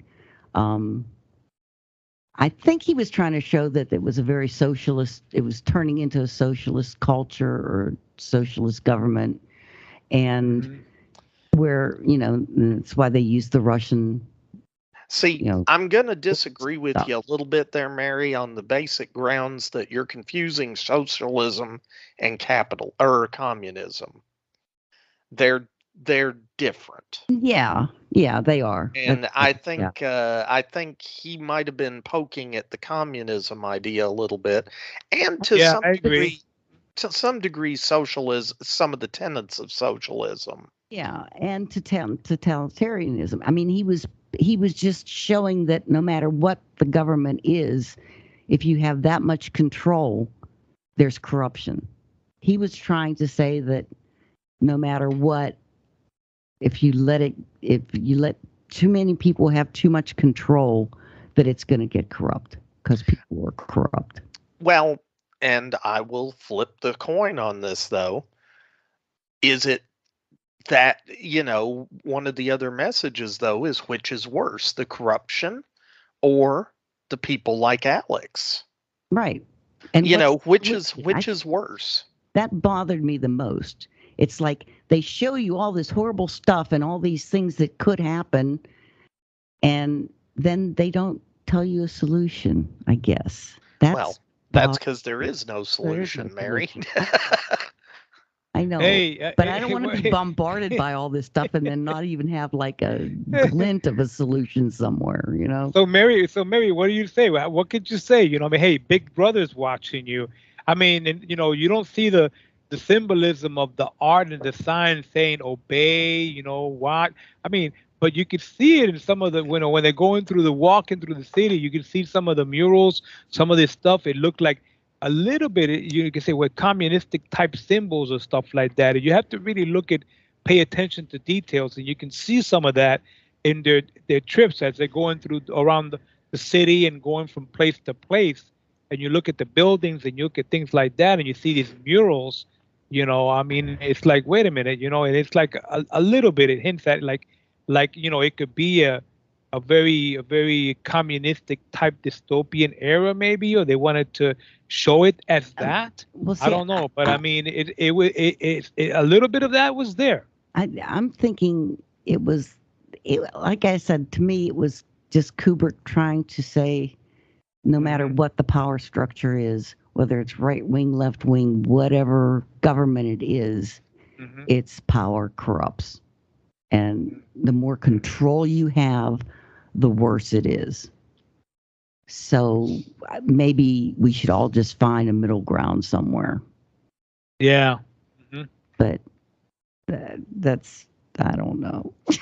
That's what bothered me about this movie so much. Because, it starts out with one government, and you can see it sliding over into, the new government taking over and getting more strict. But it was strict to begin with in one way, and now it's strict another way. And then there's the left wing that wants to come in and feel bad for Alex, and it was a power struggle over the entire movie was a power struggle. Even Alex had a power struggle. He was the youngest member of the gang, and he was always being mean and cruel to maintain his power over that gang, which of course he loses in the end. Spoiler alert. Yeah.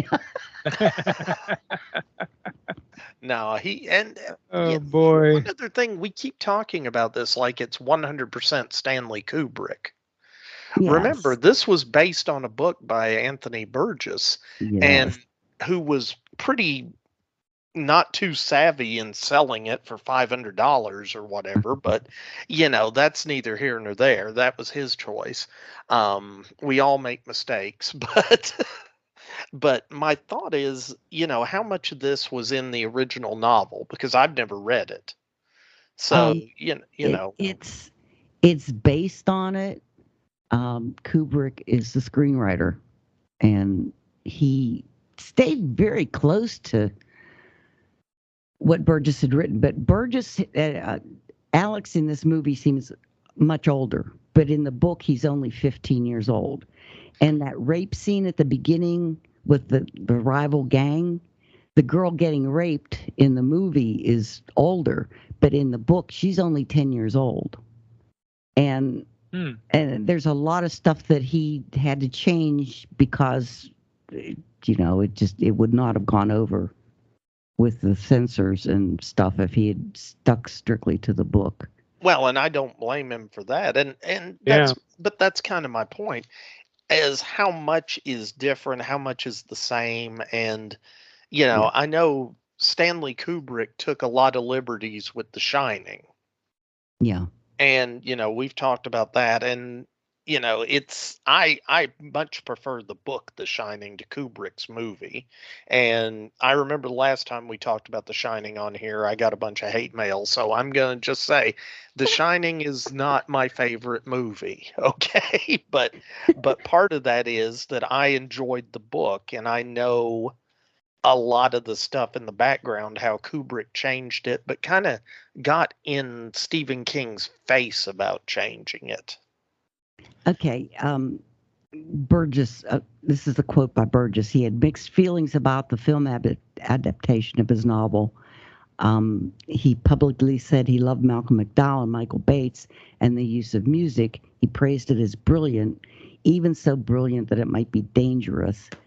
And despite this enthusiasm, he was concerned that it lacked the novel's redemptive final chapter. And he's the author, Burgess, lived for a time in Malaysia during World War II. And after he got back to London, his wife was assaulted by 4 American GIs during the blackout. And that kind of inspired the story to begin with. For Burgess. So Burgess is a very dark, the novel is dark. And well, you just said it has a 10-year-old girl getting raped. I'd say it is dark. Adapted exactly as it was, but it's a brilliant book. It's been so long since I'd never read it. I listened, like I said at the beginning, Vince bought the audio version and we listened to it on the way into work on night shift. And to me, the whole thing, the language that Burgess created for this book, to me, it's like Shakespeare. I can listen to it and understand it somehow. But when I'm reading it, I It's guess hard to understand it when you Yeah. read it. Yeah. But for some reason, when I hear it, I can understand it. It makes sense. Like, you don't really need my little primer on, what NADSAT talk is, or what a Clockwork Orange is, or what a droog is, or an eggy wag. You just kind of get it, even if you don't know. Eggy wag is an egg. And I don't know. I loved it. I love that money and there was so much that was English too in it, like money and Pretty Polly. Pretty Polly is money, and Cutter's money because it's just English stuff that I enjoyed hearing because then I looked it up to see what it was. It was that Cockney kind of rhyming stuff. Some of it. Yeah. That was in there too. Well, they had a whole mix of stuff. I mean, like we said, he used elements of a bunch of different languages. There was definitely some Cockney rhyming slang going on with some of it. I mean, it was an interesting amalgamation of language. And maybe, I think you're right. Like I said, I've never read it, but I think it would be harder to follow if you were reading it than maybe hearing it and physically seeing what the context was as they talk. Yeah, like Barry Place was prison. Yeah. Stripey Hole is a prison. But when you see it written, it's Barry Place. So I would read it as Barry Place and not understand that that's a prison. Yeah. Yeah, so. But I like the WC is the restroom. And it's the French pronunciation of the British English WC, or water closet. Oh. Bathroom. And WC is pronounced in French is WC. Or cine is the cinema. Okay, that makes sense. Pass is a cup. And I enjoyed that. I liked that. I liked his language that he made up. Well, one good thing I have to say overall about the film here is that it did make the preservation in the film registry at the Library of Congress. Oh yeah, as being historically correct or significant. So this film is now in the National Film Registry of the Library of Congress. So that's really, to make it to that, it's got to be definitely, have a culturally, historically, significant value to the film that's going to preserve it for as long as the Library of Congress is around in the National Film Registry. It's like a lot of lost films and other ones, but to be able to get to that, they did find something that this film did maintain and has a huge cult following. You know what I'm saying? And because of everything involved with the film, not just the graphic extreme violence, the music, like Nick said, Beethoven and the classical music. Who doesn't like the Ninth Symphony? Come on, I mean, Or Singing in the Rain. But I mean, it's just, Or Singing in the Rain. Oh, Singing in the Rain, exactly. So to do that mixture like that and have it all combined together, it's like you're watching. And I mentioned it early on in the beginning about all the futuristic looking, everything, having everything look like futuristic settings, like a future society and the buildings and the way everything looked, and it's just amazing. I mean, the way you look at it then, okay, and how is it now? Maybe that's one of the things. Maybe when, hey Nick, when you go to England, you might want to do a little tour and go to some locations where this film was shot to see if those places are still there. A lot of them are not there anymore. So, and I'll be honest, I'm not a fan of this movie enough to spend my trip looking for locations. I did it for the fog. I love the fog. That. I have to add this one. When Malcolm McDowell met Gene Kelly at a party several years after this movie came out, Gene Kelly turned and walked away in disgust because Kelly was so upset about the way his Singing in the Rain had been portrayed in Clockwork Orange. I can totally see Have that. been depicted. Wow. Yes, I agree. Yeah, that would be oof. Oof. Yeah, but they did most of the stuff is on I think location. Gene Kelly. There were very few studio setups in this movie that they did. I think one of them was a bathtub when he was taking a bath, humming "Singing in the Rain," and there were just a few other ones that were actually not location shoots, and most of it was just ambient light. They didn't do a lot of studio stuff, studio lights and stuff. I did read that Stanley Kubrick, you know those milk dispensers at the bar? Yeah, that was, yeah. I know what you're about to say there, and yeah. But no, he actually had those things emptied and washed out and refilled every hour because he actually used milk, which surprised me. The milk curled under the studio lights. Okay, it's a white liquid, Mary. I'm not sure what else he would use practically that would be milky enough to be milk. But and just thinking about it, I think I'd probably gag if I tried to drink something that looked like milk and wasn't milk. Yeah, true. But yeah, that's I can totally see that. The scene where Alex is being drowned by his former droogie buddies. I don't know about you, but anytime somebody's face gets stuck underwater, I hold my breath. It's an automatic reaction in a movie. If somebody's like in water, I hold my breath, and I can never hold my breath as long as the person in the movie, and I'm always amazed about that. But well, I'm going to say often they cut away to allow that, or the person has a breathing tube underneath. Yeah. Well, I don't think that was the case for Malcolm McDowell, though, for most of that. So they did. They said there's you can see there's little barely perceptible micro cuts so that he could use an oxygen mask that was hidden in the water. I thought that was good. They did editing so well in that scene that you actually think his head is being held underwater that long. That is good. And the water was so nasty looking, they stuck beef extract in there. Oh, tasty. Yeah.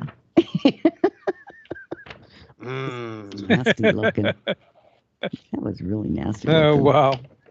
And the other thing that got me in this movie was, remember the police station scene with Mr. Deltoid and he spits in Alex's face? Yeah. He was actually spitting in Alex's face. But they did so many takes on it that he couldn't get enough saliva. Aubrey Morris, the guy that played Mr. Deltoid, couldn't get enough saliva. So they had to have another guy come in and do some of the spitting at the end. Off camera, he would spit at. Oh my God! At Alex's. So basically, you had a spit take. Yeah, but they actually spit on him, and I was thinking when the movie, I'm watching that, thinking, I wonder how they got that spit to look so realistic. By making it spit. It was really spit, and I'm like, ew, yuck. I don't know if I get myself spit on that often. Ooh. Well, that's just one of those things, Mary. Oh, and Kubrick used mics that were wireless in this movie. That's why the sound is so good and why it flows so well. They actually did the sound while they were doing the movie. You know how a lot of times afterwards they do ADR where they come in and re-record the sound over it. Yeah. Yeah. Well, they did in some of it, but on a lot of it, they just used these mics that were new to the business at the time. The wireless mics that they had on them. And the one scene where Prowse is picking up Mr. Alexander in his wheelchair. You know, he's walking down those steps in that one scene. Yeah. Okay, they kept getting this weird noise, and they kept changing the mic out on Prowse, and they made him do the thing about 6 times, and that was amazing. I couldn't even pick up a wheelchair without a person in it, let alone with a person, and then walk down all those steps. That was stunning. That was amazing. Well, you also aren't built like David Prowse was in 1971, Mary. I mean, seriously. Real. He was a bodybuilder. I mean, the dude had arms thicker than my legs. It's true. That's true. But they kept hearing that thing, and they kept, in the recording, that kept hearing this noise. They changed his mics out like 2 or 3 times, and they finally realized it was just him breathing hard. That was the sound. He was just breathing so hard by the last takes that it was interfering with it.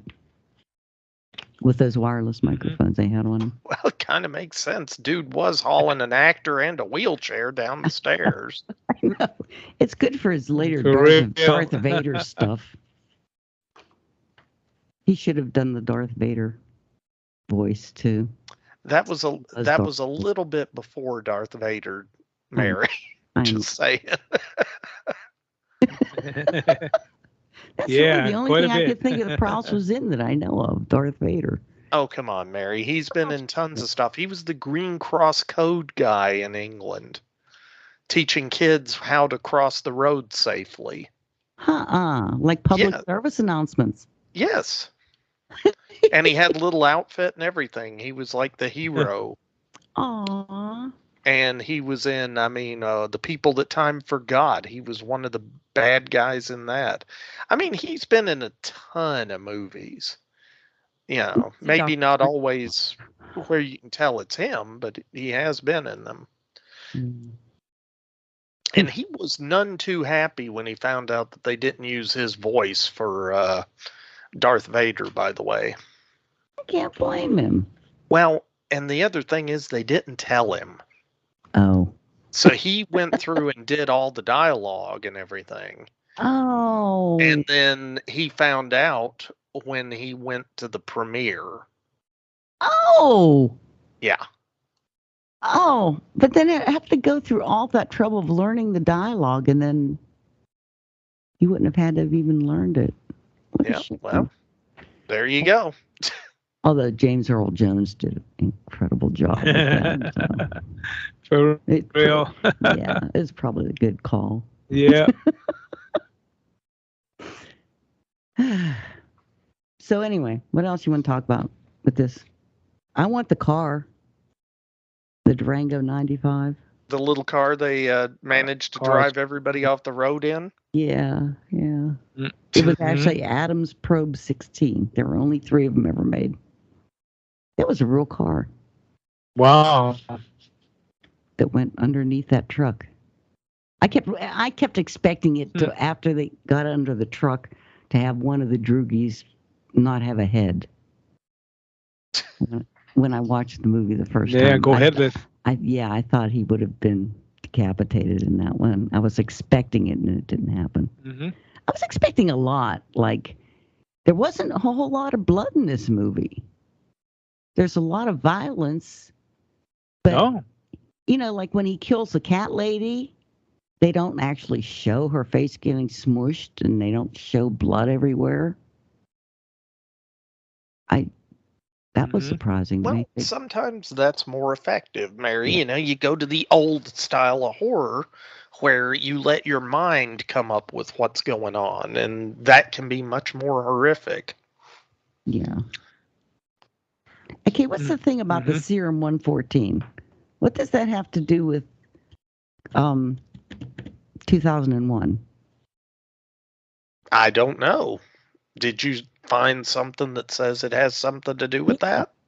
Yeah. Kubrick uses CRM in his films a lot. It sounds like serum. So he used Serum 114 in this as, the drug they give him for the Ludovico treatment. but it shows up, the CRM 114 in 2001, supposedly. I don't remember that part, but I don't remember them using any. Okay, never mind. I'm totally at a loss, Mary. So, I mean, they did make a point of showing you that's what it was, but I mean, if you really want to go down a rabbit hole, Mary, you could go down the rabbit hole of, did Stanley Kubrick fake the moon landing? And he put all these images into The Shining to show that he faked the moon landing.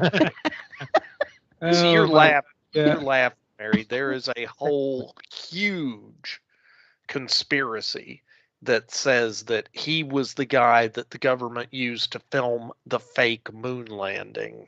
Yeah. Could you imagine being the person that's being Stanley Kubrick and having people say that about you? I can imagine he probably didn't care. Or maybe he did care, and maybe that's why he put little things in The Shining. I don't know. Sure. Or maybe people are just looking for stuff that's not there, and his aesthetic for that movie lent itself to it. I don't know. But my thought is, the Flat Earth Society is very big on this idea that we did not make it to the moon. I'm going to go ahead and say we made it to the moon, guys. Get over it. but anyway. Yeah. Anyway, there's Go ahead. There's a little trivia on this film. I don't know if you guys know about this or not, but I mean, well, that's when you pay attention to details, you can catch some things that are kind of obvious, that are like, whoa, wait a minute, is that really there? But it is. But that one of the trivia shots, to me, you have to kind of pause it to see it, is when Alex was down in the record store, down in the drugstore, down in the basement down there, when he's walking through the record store, okay, and you're looking, well, they actually, when he's standing by the front register, I don't know if he was going to pay or what he was doing, but if you look down at the albums that are down there by the front register, there was Stanley Kubrick's 2001: A Space Odyssey right there, right next to him. And on the other side, you can see the album 2001: A Space Odyssey, right next to the Beatles, Sgt. Pepper's Lonely Heart Club Band. So you kind of like, you would look at the albums. Oh, there's Stanley Kubrick. He kind of like did that visual to let you know, hey, this is my other movie. Watch it. Yeah, I like some of that weird little stuff, like that weird chair that the writer's wife was sitting in. Yeah. It's called a retreat pod by Roger Dean, who's known for his designs for the Yes albums, by the way.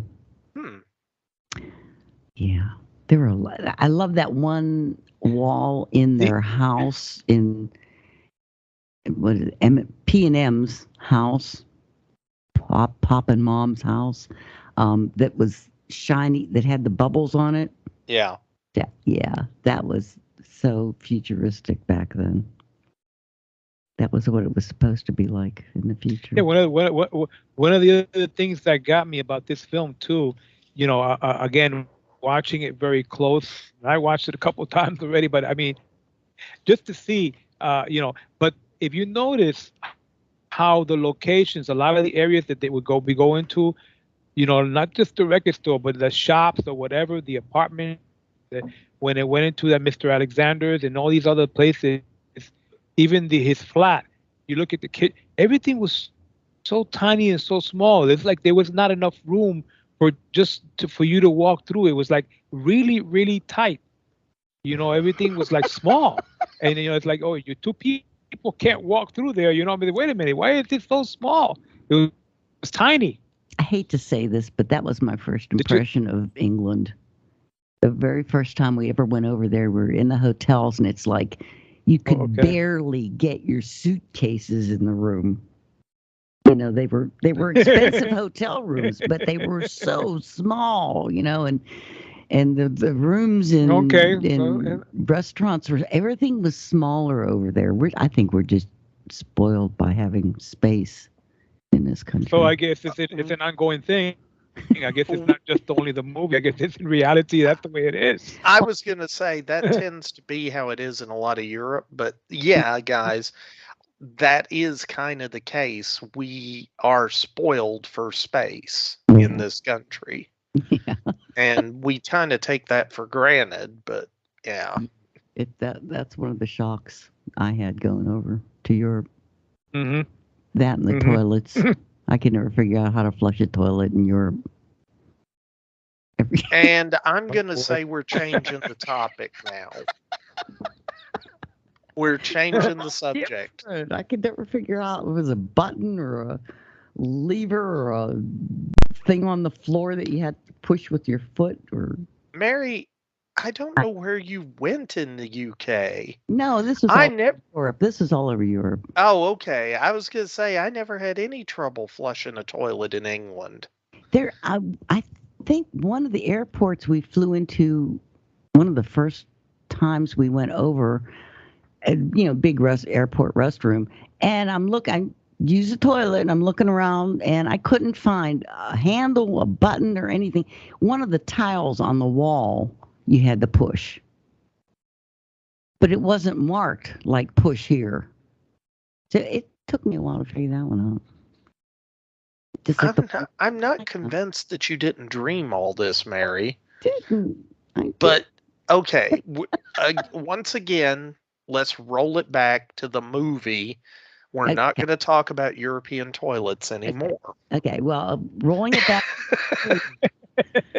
Malcolm McDowell actually urinated in the toilet scene early in the film.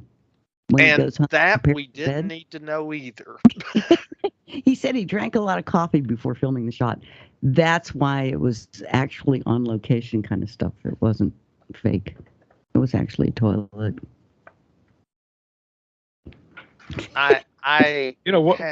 One thing that grabbed me. One thing that grabbed me about the film too is another aspect of the movie is the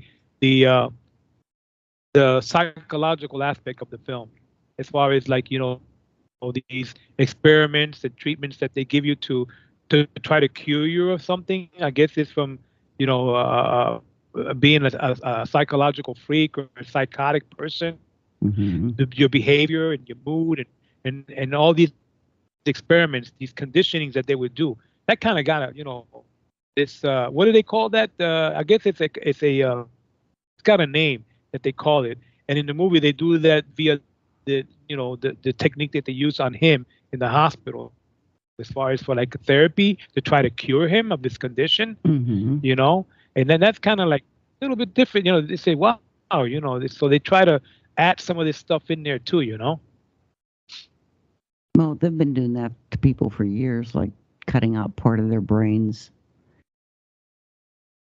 Mm-hmm. What is that called? A lobotomy. Lobotomy. Thank you. And they don't actually cut out a part. They take what's essentially an ice pick. They put it in the corner of your eye, and they just tap it right into your brain and wiggle it around a little bit and then pull it out. How do you know so much about this, Nick? I'm going to say, how do you not know that's how they do a lobotomy, Mary? Okay. And yeah, you didn't even have to be a trained physician to do lobotomies. Wow. Yeah. So I'm not, by the way, I'm not a big fan of lobotomies, obviously. So, I think they were one of the big mistakes that we let kind of roll through our treatment of mental illness for a while. Mm-hmm. Yeah. So, but we still haven't figured that one out yet. So, well, we're still working on it, but let's not do more lobotomies, okay, kids? The B Movie Cast officially is taking a position that we are against lobotomies, despite the fact that people sometimes think I've had a lobotomy when I talk. Sometimes I think I have had one. Maybe I've been abducted by aliens and they took out my memory part. They usually go in through the butt, Mary, so don't worry about that. So it must not have been aliens. Yeah.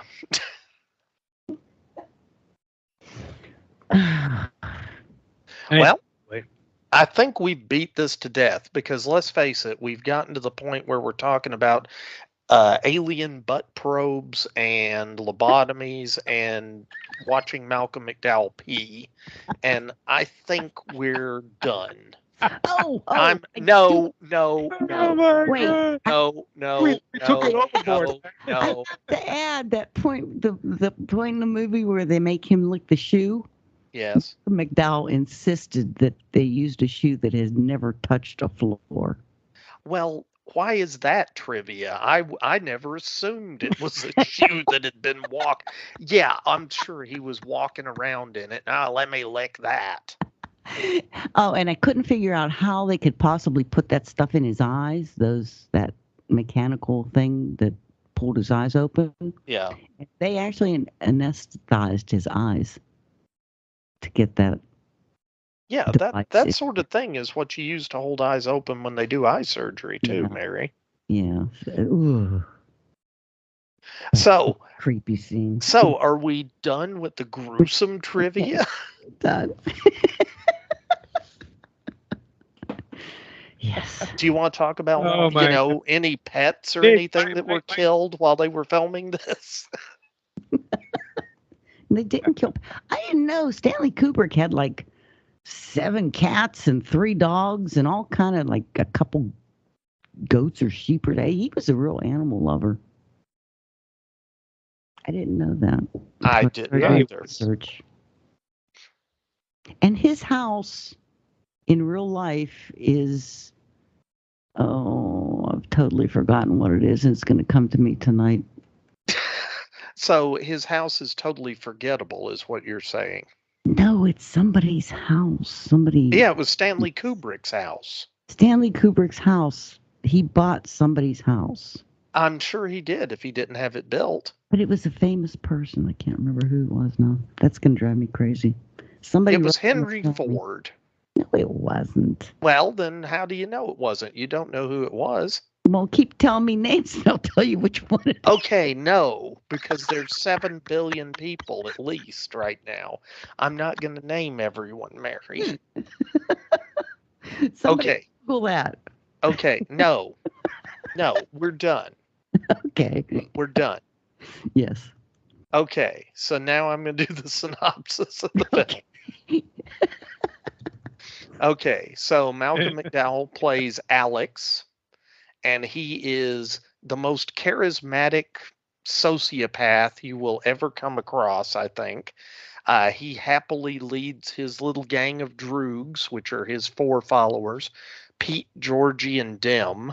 And by the way, I'd hate to be the guy that they call Dim, because it's like, the dumbass. Okay, Dim. But he calls them his droogs, and basically they're a bunch of juvenile delinquents. And yeah, he's a bit old to be a juvenile, but he's playing a juvenile nonetheless, because that's the thing. When he talks to his parole officer, the guy's like, yeah, and you'll be going up to the real prison next time. So, but anyway, they're a bunch of social delinquents running around in a dystopian England, and they spend their evenings drinking milk that's laced with drugs, going out and beating people just for the sake of it, including a poor homeless guy. And, they break into people's houses, beat them, rape them, get into fights with other gangs. And all this is in one evening. So pretty hardcore guys. Their particular uniform is as Mary mentioned, they wear the cricket outfits, but with the jock strap on the outside, because that's more, I guess, futuristic. I don't know. Looks a little shocking, perhaps. But also they have they carry canes. And, he wears a bowler hat. Some of them also wear bowlers. Some wear one of them wears what looks sort of like a little top hat. But, and he leads them kind of with an iron fist, really laying the smackdown when anybody tries to oppose his authority. And, he's just not a nice guy. And his mom and pa are just totally clueless. I know. And that he's got this weird, thing. He's a big fan of Beethoven. He calls him Ludwig von. And, the whole film is narrated by him. So you kind of have this sense of he's relating his story to us and from some point in the future, which always tells you, okay, I don't think he's going to die in this or whatever. Oh, spoiler alert there, he doesn't. And the very next day, after his parole agent comes and talks to him, his couple of his droogs, they come to him and they're like, "Hey, we've got this idea for this job, and we're going to take over the gang, and it's not going to be the way you run it anymore." So he immediately beats the hell out of them and cuts Dim's hand and kind of puts them in their place. But they're maybe not so happy about that, but their idea is that they're going to go and rob a lady who's apparently very wealthy because they're tired of doing all these little petty crimes where they just make pocket money. They want a big score where they're going to get some jewelry or something really serious that they can sell. So they go and they break into the house of this cat lady. And during that, the boys don't come in with him. It's just Alex on his own. And when he comes out, because he hears the police coming, the guys just wail on him and leave him lying there to be arrested. So he gets arrested, sent to prison, spends 2 years in prison, not particularly reforming, but he's very good at playing like he's reformed. Yeah. And when a minister comes to visit the prison about an opportunity to do an experimental treatment for this kind of antisocial behavior, and the sinister part to me of that is the reason they want to do this treatment is so they can free up space in the prison for political dissenters. So that says a lot right there. But anyway, he volunteers for the program, and they tell him, "Hey, you go through this and you'll be released in a fortnight. That's 2 weeks." Hey, that's awesome. Yeah, it's not a very awesome process. They strap him into a movie theater seat. They pry his eyes open so he can't even blink. And that's the scene that we keep talking about where he got his cornea scratched. There's actually a doctor standing next to him throughout the scene who's using an eyedropper to keep his eyes moist. And that was actually a doctor, and he was actually putting drops in Malcolm McDowell's eyes because they needed to keep his eyes moist because they had them propped open. And he goes through this, and they're training him through drugs and reinforcement therapy to become ill whenever he contemplates violence. And they go one step further because he had done a lot of rape. They do the same thing to sex. And much to his chagrin, one of his favorite pieces, Beethoven's Ninth Symphony, is playing while they're doing this. And so he also becomes conditioned to become ill when Beethoven's Ninth Symphony comes on. And that's probably the big tragedy for him because he's such a fan of Beethoven. But anyway, after his treatment, sure enough, he cannot commit violent acts. He can. What was that? Technical glitch. Special effects. It sounded like the start of Looney Tunes. But anyway, Alex, he's a rehabilitated man. So he goes home only to find his parents have rented out his room. And the guy they've rented his room to is more like a son to them than he was. So he's kind of kicked out on his own. He goes and he gets beat up by a group of homeless people. One of them recognizes him as the guy that was beat up at the beginning, and so they beat him up. The police come and save him, only it turns out to be Dim and Georgie, I think, or Dim and Pete. They are now police officers because the totalitarian government is hiring thugs to be police because they want people that are good at strong arming people. And so those guys take him out and dunk him, they beat him and they dunk him in a trough and almost drown him and then leave him on the outskirts of town. Well, then he's wandering around, he's homeless. He sees a house, and it's a familiar house. It's the house where he went and beat the owner and raped his wife earlier. And this guy, he's in a wheelchair now because of the beating. His wife apparently died later. She got pneumonia, but he said that she died essentially from what happened to her the night she was raped. And now this writer has got David Prowse, of all people, the muscle guy, is his helper. And I would just move to a house that didn't have so many stairs. But this guy, nah, he likes his house, so he keeps his house and just makes David Prowse carry him wheelchair and all up and down the stairs. And at first, he does not recognize Alex as the guy that beat him, or one of the guys, because Alex was wearing a mask at the time. But then while Alex is in the bathtub recovering, because this guy's being real friendly to him, he starts singing, and he starts singing in the Rain, which, as we mentioned earlier in the cast, was the song that he sang while he was beating this guy to near to death and raping his wife. The guy realizes who it is. He calls his friends up. They come over, and they proceed to torture Alex by locking him in a room after they drug him and playing Beethoven's Ninth constantly because they got him to explain what was making him sick.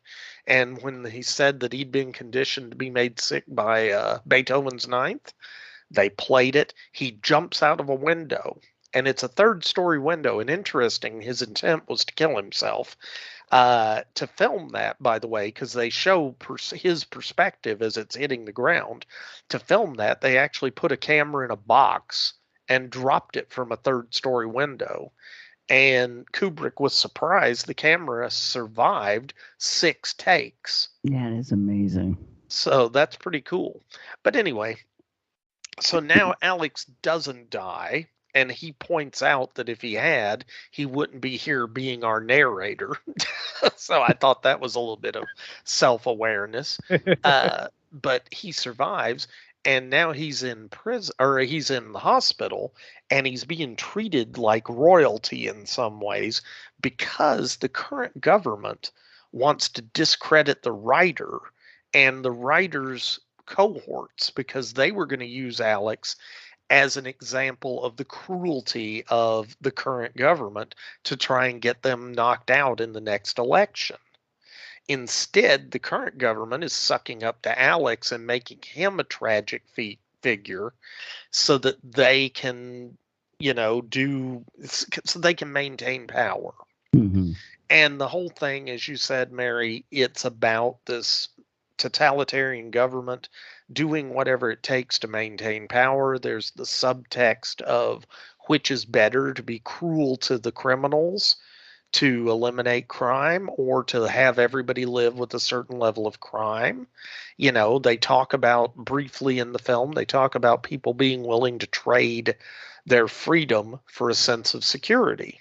Mm-hmm. And that's a very interesting and timely topic because that comes up a lot now, especially after 9/11. That topic came up a lot in the U.S. Are we willing to trade our freedoms for security?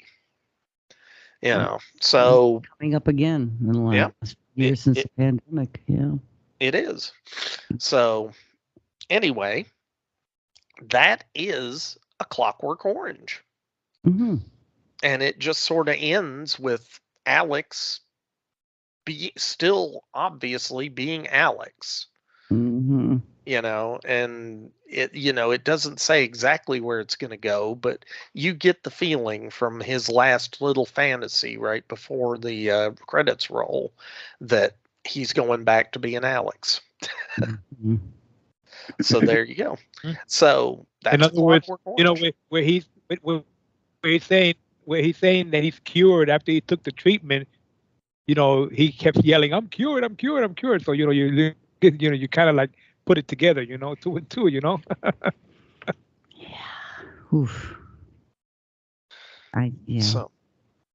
So that was it. And by the way, I will say it again, I'm not the biggest fan of this film, but it's definitely a good film.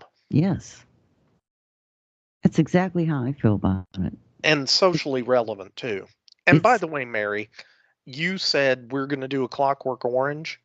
All of the nudity in it was on you. I don't want to hear it. You know what's weird about it is to me that nudity was not sexual at all. It was violent. It wasn't like you didn't get turned on by it. It was like, oh Lord, it's happening again, you know? Yeah. And I'm not going to disagree with you on that, but I just had to bring that up because, you know, so many of the films in the past that we've done, and you've been like, Nick, you just picked this movie because it had boobies. I guess because to me it didn't seem gratuitous in this. It was over the top, but the violence was over the top too. And this is a satire, so to me it needed to be in there. Fair enough. Some very beautiful women. So if you're going to have nude women, he picked some very beautiful ones to be nude. I'm just going to leave that hanging in the air. Okay.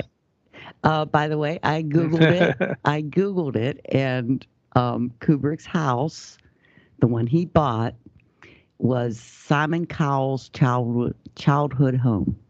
Simon Cowell from X Factor and the Got Talent series, the actor. Okay. America's Got Talent and the X Factor and all that stuff. That's his family home. Okay. And that's who Kubrick bought it from.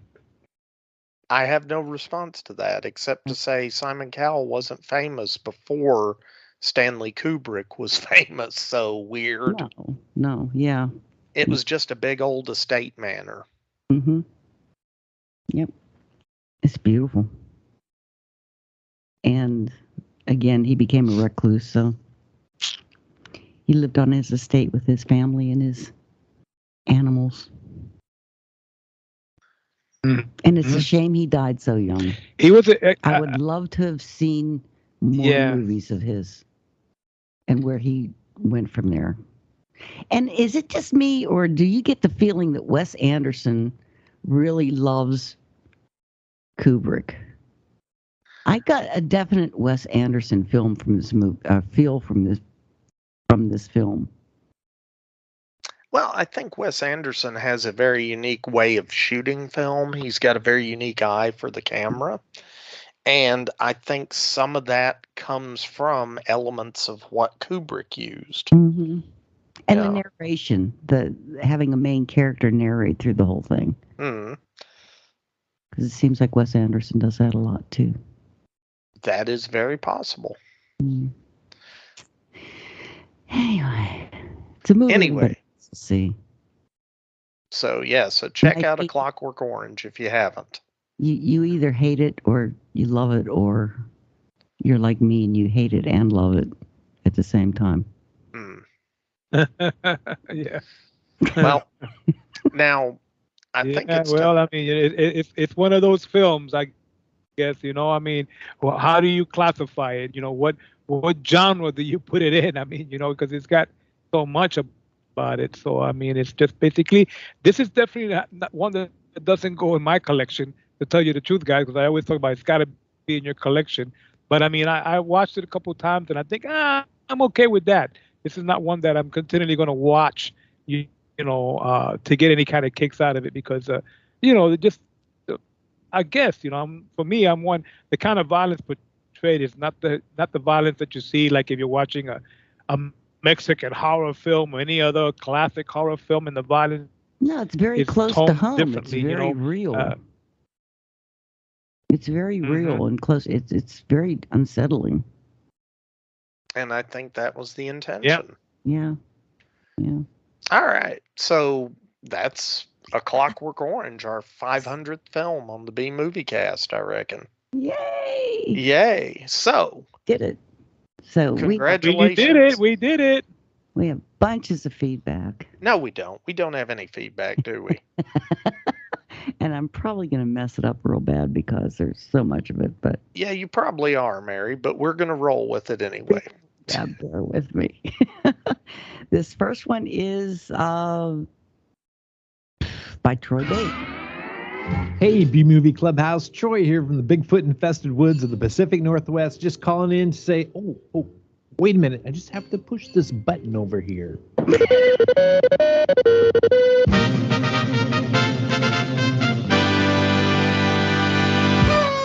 Happy 500th episode! The Clubhouse crew has kept me company while doing my morning chores and dishes since 2008. At approximately 35 dishes, not including the silverware, a day, spread out over 4 days per podcast, that roughly puts me at around 70,000 dishes cleaned while your B-movie goodness ricocheted around my headphones. I first found out about the cast while researching the Psychotronic Video magazine. After listening to Vince's fantastic interview with Psychotronic founder Michael J. Weldon in B-Movie Cast 31, I became an instant fan and soon started corresponding with Vince and even did a fill-in show with him on the B-Movie Cast 79 where we discussed Alabama's Ghost. Hard to believe that was 421 episodes ago. Wow. In my opinion, Vince was the ultimate monster kid. He was our warm, kind-hearted, and a bit mischievous, fearless leader to our ragtag group of miscreants. It's hard to put into words just how much the B-Movie Cast has meant to me over the years. I want to sincerely thank the dedication of the cast to turning me on to so many amazing and a few not so amazing movies over the years. So thank you, Mary. Your charm, warmth, eye for the artistic, and almost supernatural ability to tame the wild Savini is undeniable. You're definitely the heart and soul of the cast. Thank you, Nick. Your lightning quick wit and hilarious quips have had me coming back to the cast year after year. And thank you, Juan. Your kind demeanor and mind-boggling knowledge of all these crazy films continues to blow me away. And finally, a huge thank you to all your fantastic guest hosts, callers, and contributors.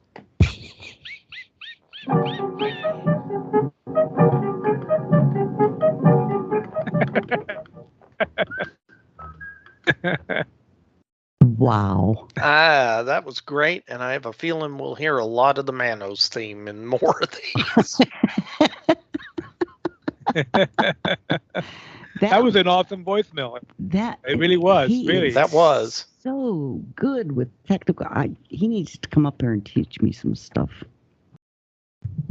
That was incredible. Thank you so much, Troy. That was, for real. It was. Thank you so much. Okay, we have an email here from Dax Bradley. He says, in podcast years, you've been at this since the Stone Age. I'm not sure how you got your original episodes online with dial-up. It must have taken forever. Plus, you probably had to wait until everyone was off the party line so you could use the internet. If you're under 30, you have no idea what I just said. Mary, I hope you're feeling better. You guys keep the great episodes coming. Your content is something I look forward to each week to keep me laughing as you wander into one rabbit hole after another in a vain attempt to stay focused. That's it. Stay healthy and safe. All the best, Dax in North Carolina. Oh, thanks, Dax. That was sweet. Thank you, Dax. Let's see. This next one's from Jeff Owens. Mary, Nick, and company, this is Jeff Owens. Congratulations on your 500th episode. Wow, that is a real accomplishment. I was late coming to the B-Movie Cast, and I haven't always kept up with every episode. But now that you've discussed the great film Xanadu, I feel obligated to be a more faithful and responsive listener. It's the least I can do for the service you've provided for your audience. You're welcome. Thank you for everything you continue to do, all these episodes and many more to come, to watch and shed light on other classics of the cinema. Thank you. That was nice. Yeah, thank you. That was a good call. Yeah. This next one is from Flint Terry, it's an email. It says, Dear B-Movie cast of characters, my best friend, the manliest man who's ever manned, bought Xanadu and sent it to me a few months ago. It's one of his favorite movies, and he said I had been missing out since I was a teenager.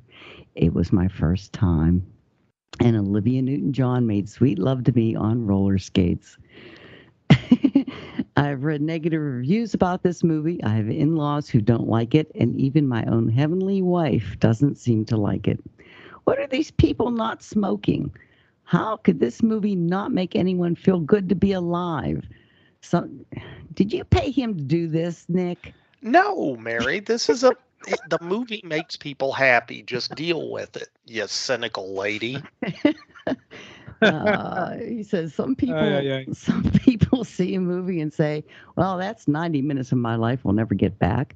As for me, I'd walk right up to God in heaven and say, have you seen Xanadu?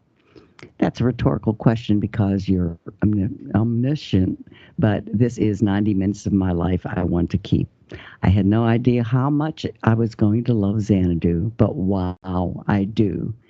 In essence, it's a magical amalgamation of the 1940s and the 1980s and eternity, all wrapped up in the immeasurable cuteness and sexiness and beauty and true talent of Olivia Newton-John. The makers of this movie knew what they had, the perfect talented specimen of a woman, which they could build an entire musical fantasy around. Or it might have been vice versa. Same fun result, however you put it. She's perfect for the movie is perfect for her. The music of Jeff Lynne's Electric Light Orchestra is also perfection, and the name of the band never went so well with the movie. The movie is literally filled with electricity and light. The Olivia Newton-John song Magic, which I've heard a few thousand times, has always been a beloved song for me since the first time I heard it. It wrapped itself around me like a smooth ether and levitated me with every listen. After finally experiencing it in this movie the way it was meant to be, I love it exponentially more. In essence, this movie is a motion picture, music video, musical, song after song, after costume, after dance, after special effect, until it becomes one glistening, shimmering beam of magical 1980s light that shot through my face and made me feel better than most movies do. For that, I'm absolutely in love with Xanadu. Wow. Besides being one of my wife's Hollywood crushes, Gene Kelly is a legend in and of himself. He needs no introduction. But damn, that man is charming and smooth and handsome and cool and has left his own dancing shoe print upon history. That winning smile and that effervescent spirit of his are infectious. He shined in every scene.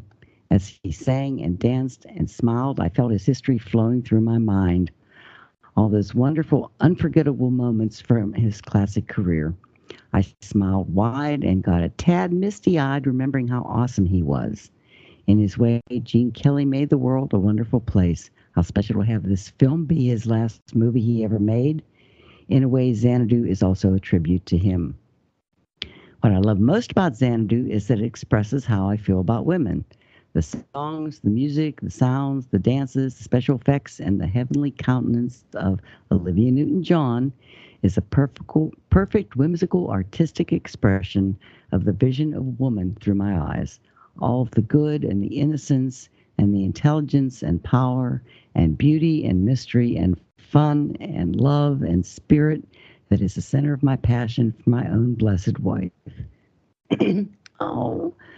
The way this film acquiesces to the talent and beauty of Olivia Newton-John makes me feel like I'm looking at a music video starring Eve herself. Xanadu is all wonder and magic. It's the mystical, ethereal, cosmic, infinite light of love circling God's gift of women, here in the beauteous visage of Olivia Newton-John. If I had ever seen this movie when it came out, I would have never stopped watching it. I can't believe I survived puberty and teenaged through the 1980s without seeing it. For the effect this film has on me, my personal time-traveling, retro musical magical Greek mythological 1940s, 80s, exponentially super warm and fuzzy, ultramondo happiness experience from watching it, I give Xanadu a 10 because I don't think I could possibly enjoy it any more than I actually do. Those naysayers who can't embrace the cheesy, sexy, gloriously optimistic, wonderful 1980s power of Xanadu need a sparkling, magical enema. Be a Xanadu, not a Xanadon't. I smiled so much during this movie that I probably left a grin print in the air after I walked away. Wow. Peace, love, and Elkie Summers. Wow. That's Flint from Wichita. All right, Flint. Thank you for loving Xanadu, man. Pretty cool. Pretty cool. Yeah. I really think he liked it. Yes, Mary. People like Xanadu. Makes me feel really bad about that. I just didn't get it. Okay, this next one is an MP3 from Richard, formerly from Wichita. He's a longtime listener and a great friend. And here it goes. Mary, Nick, Juan, and all of the gang at the B Movie Cast. This is a voice from the past. This is Richard, the Monster Movie Kid, a.k.a. the artist formerly known as Richard from Wichita. You knew I had to call in. I couldn't let this opportunity pass by without celebrating your 500th episode. I was there in the beginning, way back in 2006, and this show is something that is near and dear to my heart because it opened up so many doors for me, and really, Vince opened up so many doors. I was introduced to so many wonderful people because of this show. I heard about the Monster Bash for the first time on this show. This show allowed me to be featured in something more than a voicemail when Vince brought me on as a co-host.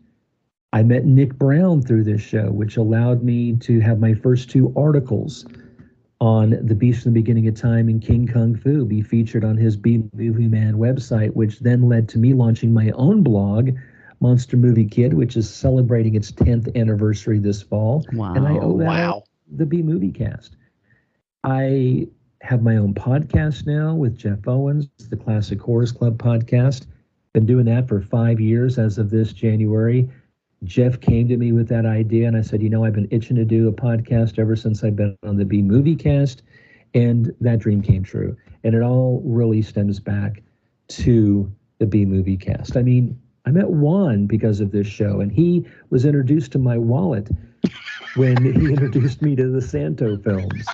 And Mary, it was so absolutely wonderful finally getting a chance to talk to you and to see you when, we went through all of our trials and tribulations so many years ago. Love you, Richard. And commiserated together. And the B Movie Cast is been something that I know has helped you heal, and it helped me heal. The wonderful world of podcasting is there for us in the good times and in the bad. And 500 episodes is an absolutely amazing accomplishment. And I think it's made even more so amazing because we lost Vince, but Mary, you continued on in his honor. And admittedly, I don't have as much time these days to listen to podcasts, so I'm always perpetually behind. So I may not be calling in with any type of regularity these days, but know that I'm lurking out there in the podosphere, and I'm really looking forward to this 500th episode. When it drops, it's going to be bumped to the top of my list because I want to tune in and I want to listen to everything that happens in the 500th episode, and hopefully some other familiar voices from the past. I'm going to quit blubbering. Congratulations on 500 episodes, and here is to another 500 more. Stay safe and take care, everyone. Wow, thank you. I know I'm crying now. Yes. Oh. That's an awesome voice. I'm not crying. Richard, it's really nice to hear your voice. It really is nice to hear your voice. I know. It is, man. Blast Thank you. Past. Thanks. This next one is from Philip Pine. It says, I can't wait to hear the new podcast of you guys reviewing Xanadu. I guess I need to watch it now. Thank you, Phil. Yeah. Oh boy. I'm warning you. You're warned ahead of time. Okay. This next one is from Marlo Brown. It says, congratulations on the 500 episode milestone. It's hard to believe. I've been listening for several years and recently began doing deep dives into the early episodes. It's really impressive how good the early episodes are. Cool. Y'all hit your stride early. A few favorites of his were episode 25, I Am Legend, where Vince and Nick discussed Richard Matheson's novella, and as well as the 3 well-known adaptions. I only wish the episode could have been about an hour longer. Now, that's something we don't hear very often. Well, that was back in the day when we had, the not 3-hour podcast. Truth. Mm-hmm. His other favorite is episode 234, White Zombie from 1932. The discussion between Vince and Brother D was priceless and had me grabbing a pen to take notes. He also loved episode 377, Bubba Hotep. This episode is a must-listen for fans of The King, Bruce Campbell, and special guest Mark Mostyn. Yeah. I enjoyed that one more than I thought I would because I don't like The King, but I really liked that movie a lot. There are too many great episodes to mention. It's been a quality cast from the beginning. I really miss Vince. I never met him, but I know I would have loved to have spent some time with him discussing our love of B-movies. He started something wonderful, and I thank him and all of you. Bye, y'all. Marlo from the haunted borderlands of Texas, where the long drives are made more enjoyable thanks to the B-movie cast. And he has also sent in a voice recording. So here is Marlo Brown. Hello, B-Movie Cast. It's Marlo calling from beautiful South Texas, where it has been hot as a pistol lately. Anyway, just to let you know, I really enjoyed the Xanadu episode. Thank you for that.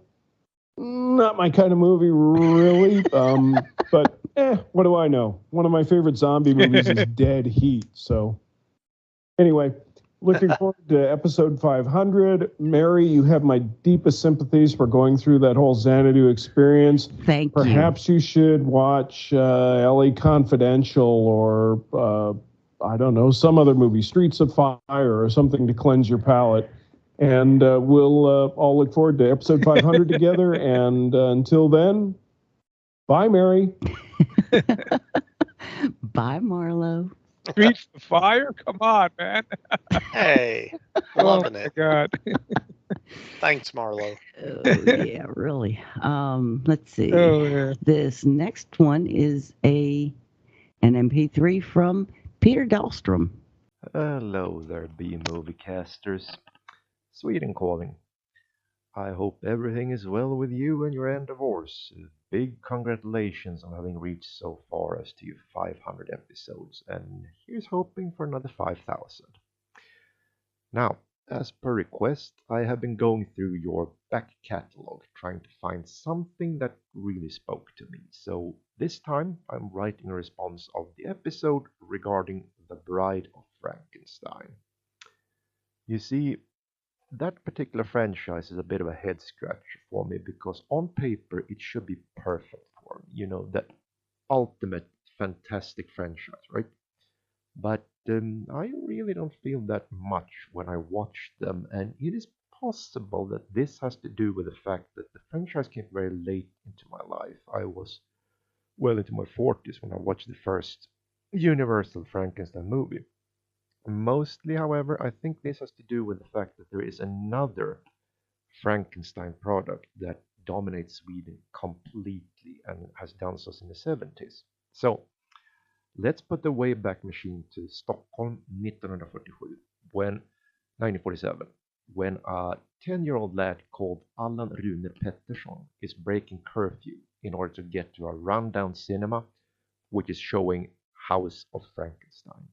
And he is having the time of his life. You know, when Karloff is pulling the stake out of Dracula's corpse and it started to do nerves and so on, his mate in the seat next to him, he starts to have a nervous breakdown. But Alan is just, oh my God, it's so great. But now we go fast forward in time to the middle of the 70s, and Alan is by now a celebrated author and scriptwriter who's done a lot of work for Swedish radio and TV. Nonetheless, he is pretty unsatisfied with the situation because the culture is very grey and grim at this time in Sweden. Everything must be realistic, down to earth, and depressing. So he's not fond of this. He wants to give kids that same, oh my God, experience he had 30 years earlier. So he sits down and he decides, okay, I will write my own entry into the Frankenstein universe. This book of his is a massive success. It's bought all over the country. All the libraries in the country get several versions of it, and it's one of those books that really made me start to read for real. So now what the question is, what was his new fresh angle? I mean, we've already had The Bride of Frankenstein, The Son of Frankenstein, The House of Frankenstein, The Horror of Frankenstein, The Destruction of Frankenstein, The Creation of Woman of Frankenstein, and so on and so on and so on. What was his new idea? Well, how about the aunt of Frankenstein? Meet Hannah Frankenstein. She just had her 70th birthday. She's 6 foot tall in her socks. She's a spinster from Munich. She likes her cigars Brazilian and her sherry dry. And when we meet her, she's on her way to Castle Frankenstein, basically in an attempt to restore some of the family name's old splendor. Because you know how in most of this film, Dr. Frankenstein kind of lies low after his experiment, since people is less than happy about his contributions to science.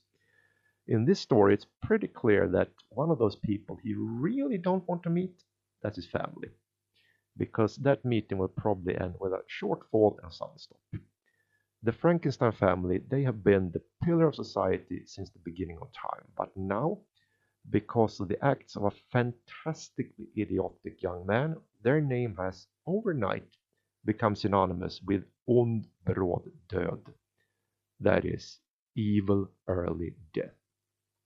So the aunt is basically going to the castle to clean up the mess. She immediately runs into Igor and they install themselves in what's left of the castle, where they basically try to get a handle on what they can do. Now, Igor has basically hardly had the chance to say this is insanity to all the repair plans before the aunt happens to find yet another tenant in the castle's abandoned cellar, namely the monster. He's chilling in suspended animation down there, and all of a sudden, the aunt has an idea. As she reasons, money isn't really the critical problem if they are to fix the castle, because if they just get the muscles, they can handle it that way, and the monster has muscles in mass. So she tells Igor, let's fire him up and fix all the problems. And Igor is like, ooh, last time we tried that, it kind of resulted in death and destruction, so I don't know. And the aunt goes, I take full responsibility. And Igor goes, as I said, when we start. They fire up the monster, but this time the animation process with lighting and everything is not a success. It's just not enough juice in it for the monster. He just sits on his behind being spoon-fed gruel by the aunt. And at this point, the news is starting to get around that the House of Frankenstein is yet again open for business. So all of a sudden, one evening, a rather rough-looking man who introduces himself as Larry Talbot comes by and asks if they would be so kind as to lend him a room. A room with sturdy walls and locks, please. And the aunt says, well, sure, we got rooms with walls. Not that many ceilings or floors, but sure, we got walls. I should add that Larry Talbot was the first ever American young Peter read about in books. And I was very confused because my best friend's sister had just returned from a visit in the States, and she had brought with her the normal tourist stuff, like pictures of New York skyline at night. So I was thinking Americans capable of building skyscrapers prefers to sleep in ditches, and 10-year-old me had some problem processing this. However, at this point in time, the locals have figured out what is going on. So they form the mandatory torch-wielding mob and march to the castle where they confront the aunt. And she lights her cigars on one of the torches and is about to tell the mob what finger it can swivel on, when they discover that the doors in the castle aren't that great either. So of course the were-talbot breaks free, and let's just say the mob suddenly gets important business to do elsewhere. Now, we have bad situations. Oh God! Oh my God! Oh my God! Oh my God! My blood! He punched out all my blood! Really bad situations. You call that breaking my spine? You red team ladies wouldn't know how to break a spider. My spine! And really horribly bad situations. Pornography starring your mother will be the second worst thing that happens to you today. But I think Nick, as our werewolf connoisseur, can testify. A woman in her 70s and a hunchback as a sparring partner for a rabid werewolf, that might even be worse. Luckily, though, the aunt is a boxing aficionado, because of course she is. And she notices that the werewolf is a southpaw, that is, he leads with his left. So they manage to outthink Talbot and lock him up again.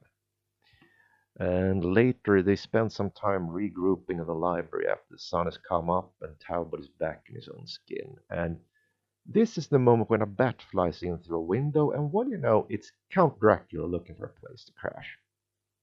He retires for the night, and despite some hiccups, like when he discovers that the gang has been using his coffin to store dirty laundry, they get on quite well together, especially after the monster, while out in the garden, has been hit by lightning anew, making him more powerful than ever.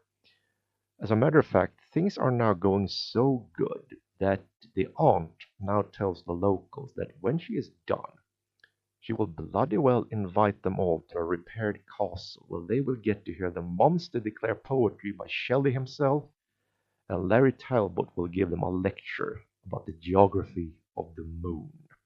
And oh yeah, that would be a night with a full moon. So there. Will the aunt succeed? Will she convince the monster to dress up like a poet? What about the horse-drawn carriage that is storming toward the castle? Is that Dr. Frankenstein and Dr. Pretorius in it? And why are they in such a hurry? Well, you just have to read the book, I guess, because it's translated into English. I have more to say about the Frankenstein franchise, but that's for a second message. So, see you in a while, and again, congrats to the 500, and bye-bye, Mary. Bye-bye. All right. Well, thanks, Pete. We appreciate the voicemail, man. That was awesome. It's been a while since we've Yeah, heard that was from a you. good. Yeah. Yeah. I don't know if I want to see that movie or not, but I think I do. you would. Yeah. Okay. That was awesome. Our next email is from Patrick Kelly. It said, I had a grand time listening to your Xanadu podcast. You and Nick and Stephen Turek did a fine job. I was heartened to the amount of positive things you had to say about this film that over the years has become your bête noire. Stephen Turek's personality was a perfect fit for your panel, with him comfortably running interference between Nick's yin and your yang. I know Stephen is one busy podcaster, but I do hope we soon see him back again behind the B Movie Cast mic. Oh, definitely. He's fun. Last year, I stumbled across the film that many cite as the inspiration for Xanadu, the 1947 musical comedy Down to Earth, starring Rita Hayworth as Terpsichore and Larry Parks. Down to Earth is the loose sequel to the classic life after death comedy fantasy Here Comes Mr. Jordan, a 1941 film about a professional boxer that an angel mistakenly allows to die before his time. Here Comes Jordan was remade twice, in 1978 as Heaven Can Wait, starring Julie Christie and Warren Beatty as a Rams quarterback that Heaven wrongly allows to die prematurely, and remade again in 2001 with Chris Rock, whose version weirdly steals the title of the 1947 remake Down to Earth. Got that straight? I know it boggles my mind. If it's any consolation, Mary, I liked Xanadu more than the 1947 Rita Hayworth film it was loosely based on. Take care, enjoy the summer weather, enjoy your new car, and enjoy mailing off your copy of Xanadu to Anthony Munn. The sheer rapture of spreading the pleasure of Xanadu is never ending, isn't it? Yeah. Well, yeah. Hey, people appreciate Xanadu, Mary. That's all I gotta say. That is true. Yeah, for real. I Yep. am hearing that a lot. A lot more than I expected. Okay, this next is a voicemail from Russell Casper. Hello, Mary, Nick, and Juan, or maybe Mark, Steve, other Steve, Michael, Eric. You know what? I tell you what. I'll take D, all of the above. There's no way of knowing how many special guest stars you're going to have on this episode. I mean, it's the 500th. It's going to be awesome. You know, I didn't want the opportunity to go by without congratulating you on such a huge milestone. This is Russell Casper, and I'm calling also from the creepy swamps of Florida. You know, words can't do justice to the gratefulness that we have to you. You've given us hours upon hours of discussions of movies from our favorite genres, and even more hours of tangents, sidetracks, and rabbit holes that we eagerly followed you down. Listening to Nick's always funny summaries and him getting exasperated whenever Mary forgets a film that she has seen before always puts a smile on my face. You know, I've been so fortunate to visit with Juan at numerous conventions around Florida and spend time talking with him a lot about the films and, of course, coming away with many Santa movies or any other goodies that I can find there with him. But, you know, listening to Mary always reminds me that she's the heart of the show. She knows what she likes, and she knows what she doesn't. And she always knows German expressionism when she sees it. Hearing Mary speak on a film she has seen for the first time of one that I've seen before gives me a whole different perspective, and I love to hear it. Yes, the love of these movies that we so cherish is always present. But more than that is the true love that you all have shown to Vince. To me, that's the true focus of the B-Movie cast. Loved ones honoring the legacy of a man that they held so dear. You know, we can only hope to have loved ones remember us and honor us after we're gone, as Vince has had. I imagine how tough it had to be, you know, to decide to continue the show after such great loss. But I and all the B-Movie cast listeners are so glad you did. From the bottom of my heart, thank you so much. And congratulations on the wonderful milestone. Keep up the great work. And I can't wait for the next 500 episodes. So long for now. Bye-bye. Bye, Russell, and thank you. That was very sweet. Thank you, really Russ. Sweet, yeah. Yes, it was. Really nice. Okay. This next one is it's an email from David from Atlanta. He's a new listener. He says, "Hey, Nick and Mary. Nick, it was great seeing you at the Monster Bash and having a chance to catch up. Congratulations again on your upcoming 500th episode. Outstanding. I never entered a contest before, but we'll take a guess. Clockwork Orange. I forgot to add the year, 1971. He goes on to say, this was my second Monster Bash. The first was in 2019, and I really enjoyed it. I met some new people and had a lot of fun. The guests are great, and Carolyn Monroe was incredibly gracious and giving of her time. I think she participated in every event when not at her meeting table. I got a chance to meet up with Nick, and I continue to enjoy the B-Movie Cast podcast. Very entertaining and always leaves me laughing. Take care." and that's from Dave from Atlanta. You rule, Dave. I haven't met him yet. Yeah, that's because your butt wasn't up at the Monster Bash, Mary, who had a car but still decided not to drive up. Well, I still can't get it started half the time. Give me a break. Chip it a wah. Okay, this next one is from Eric and Twyla, and it's in 2 parts, so I'm probably going to mess it up. So here it goes.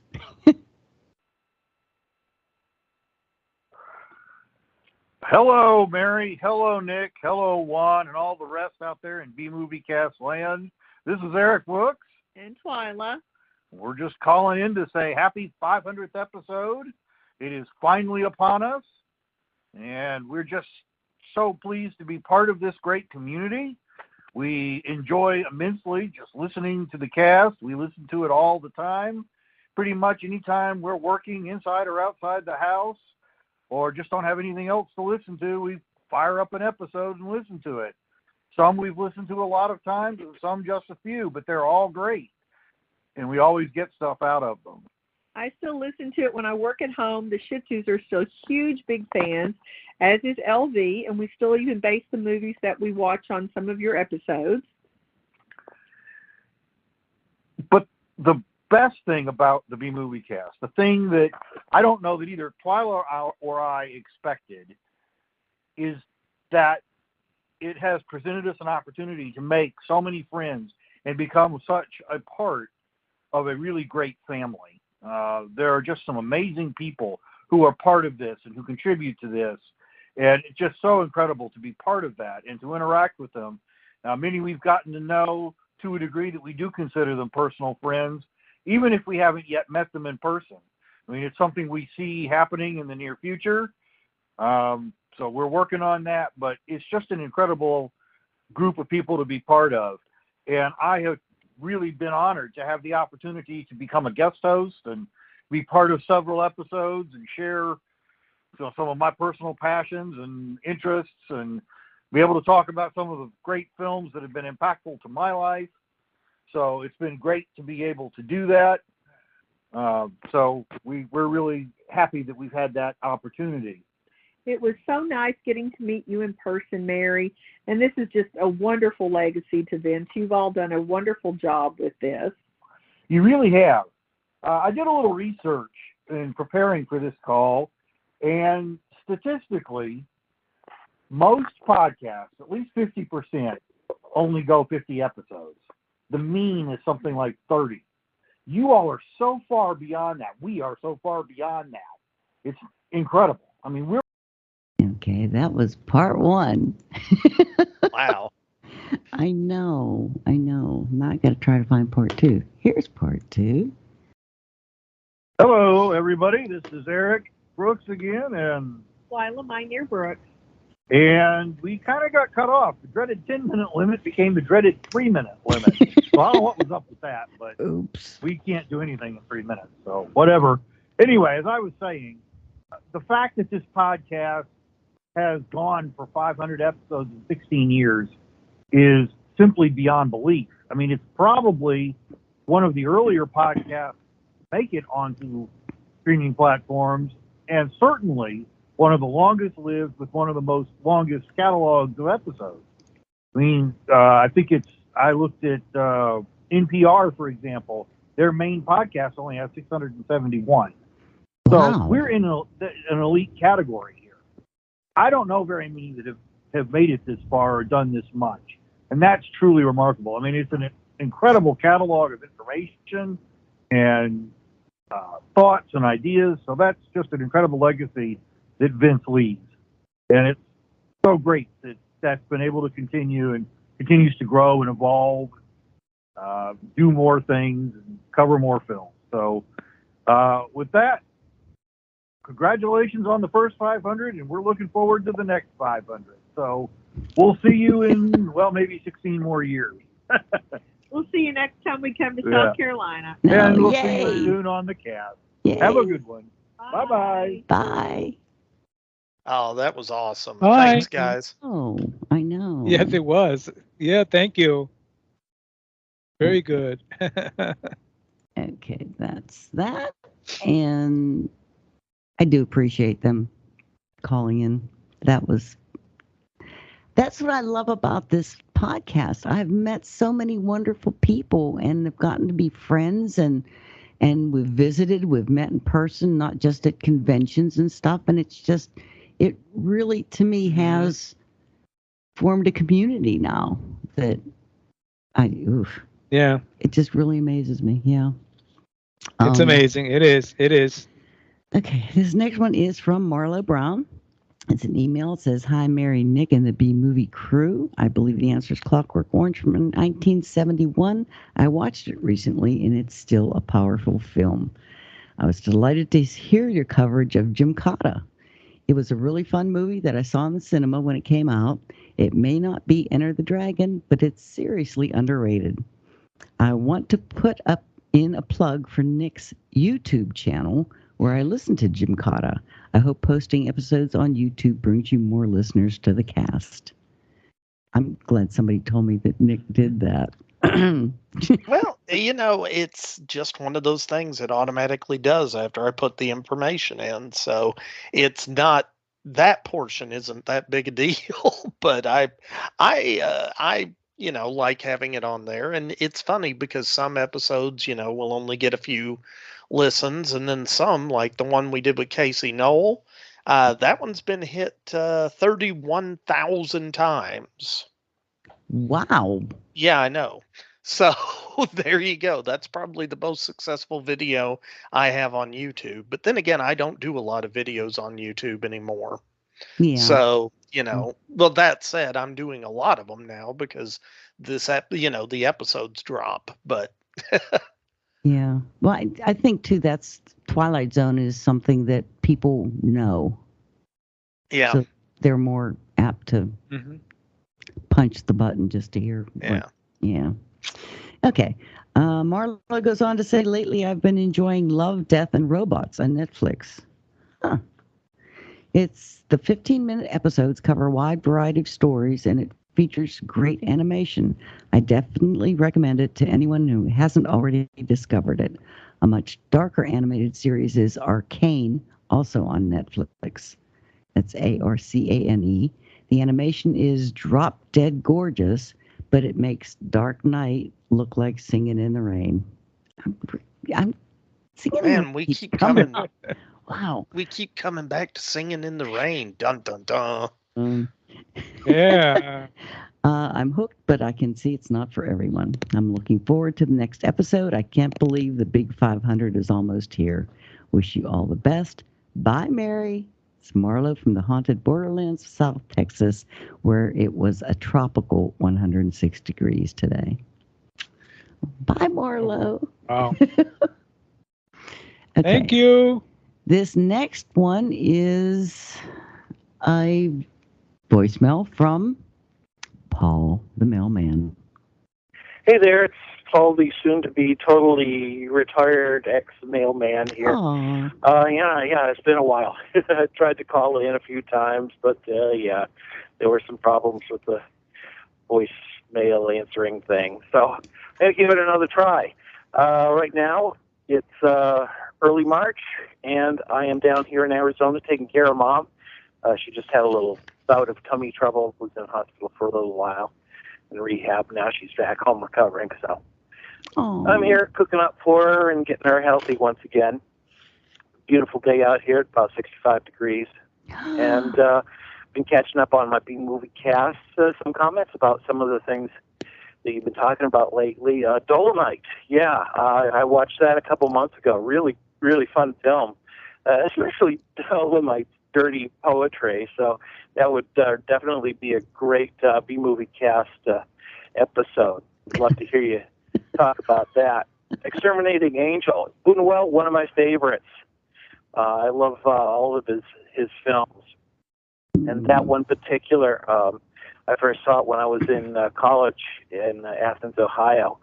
And I was part of the Film Society, and we would run films on Friday and Saturday nights. Cool. And that was one of the movies that we ran. And with the movies, we would have these little leaflets that would get passed out. for people. It would contain some history, backstory, some interesting information about the movie, and I volunteered to write that one up. So I had to do the research. This was before Wikipedia. This was still in the late 70s, early 80s when this was happening. So you actually had to go to the library and look stuff up. So Exterminating Angel, love that movie. It will be another great film to talk about. Congratulations on House of Usher winning the Lovecraft Film Fest Award. That thing gets pressed onto a disc. I will be one of the first ones to snap it up. Really looking forward to it. I love Lovecraft in general, but Poe movies. I love Poe movies, so I am really, really looking forward to seeing this one. And going back to Dolomite here just a second, talking about the different exploitation cinema. You're talking about stewardess exploitation. There was nunsploitation. The Nazi war camp, sex camp exploitation. There's of course black exploitation, and the kind of like an offshoot off of black exploitation was the black movie monster exploitation with Blackula and Blackenstein and stuff like that. So, yeah, all the various exploitations are a real gas to get into. Anyway, I'm done checking in. I'm doing okay, and I will be listening. I'm looking forward to Monster Bash. I've got my room set up for both the summer and the fall Monster Bash, so hopefully I'll see some people down there in Mars Cranberry Corners or whatever it's called down there in Pennsylvania in a few months. See you later. Bye-bye. Bye, Paul. It was great seeing Paul at the Monster Bash, and yeah, that was awesome. Yeah. Man. He mentioned Dolomite there, but he mentioned everybody, and that he forgot to mention one thing about Dolomite: the Kung girls, the Kung Fu chicks, and the Kung Fu, of course. You know that crazy sock hoppy martial arts that Dolomite used to do all the time, which was pretty cool, you know. What is a movie with nunsploitation?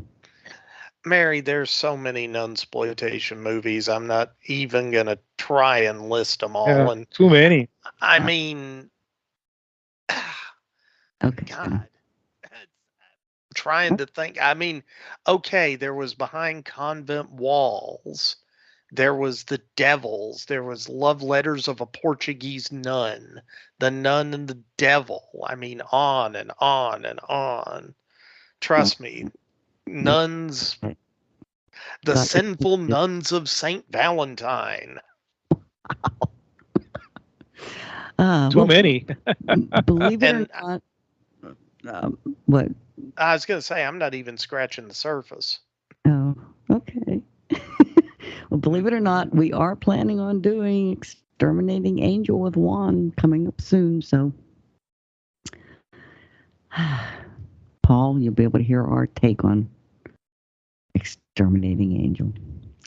And let's see, next up is, okay, this is Blake McCurdy again. I'm probably going to play it a second time, but it's in 3 parts, so bear with me, please. Okay. This is Blake McCurdy. I wanted to call and thank you so much for Dennis Barton as a bastard. I won a contest there. I didn't hear it. I've been very busy lately. Thank you so much for this. This is like an incredible book. I never heard of this guy. But the short stories have incredible characters, and they just leap off the page. They're very acrylic. I'm not saying they're Tarantino, but my God, they just grab you. I hadn't been reading much lately. I can remember reading Richard Brautigan and some of his stuff and some of the strange characters they're in this, but this each sentence at the beginning of each short story grabs you. So thank you so much for this. It is so well appreciated, and thank you for having your show go on, because I've been listening to you guys for, I don't know, 2008, 9. I mean, Vince would come on. It was always Sunday night, it seems. And I had a job in aerospace, and I didn't like it. I made a lot of money, but I was always worn out. And I would lie down on Sunday night, and I would put my earbuds in, and I would listen to the gang. And it was absolutely wonderful. And I love you guys, and thank you so much for making things a little easier. And I did want to mention that my girlfriend, who and I have known Joe Bob Briggs, and you guys do too, for years. And my girlfriend pointed out that last year, I guess, he gave a shout out to loss prevention when talking about films that could be produced extremely well at a reasonable cost. He didn't mention your name, Nick, but certainly you know about this. I'm sure you found out, but that is a huge compliment in my mind that Joe Bob would give you that compliment and actually mention the production of your movie. So thank you again. Take care, you guys, Juan and Nick and Mary and everybody else that does this show. Thank you so much. It means a lot. I mean, I had a hard time, and I'm glad you guys kept things going. I love you guys. Be well. Oh, and I just wanted to say, yes, I do watch the Polonia brothers and Chris Seaver and Brett Piper. I think they collaborate, but I'm not asking anybody to love Blood Fart Lake, but I do love that movie, only because it reminds me of John Waters, who I got the Criterion collection of Beyond the Valley of the Dolls, and he talked about his own movie with Divine, the first color one he did, where everybody shouted their lines, and he was talking about the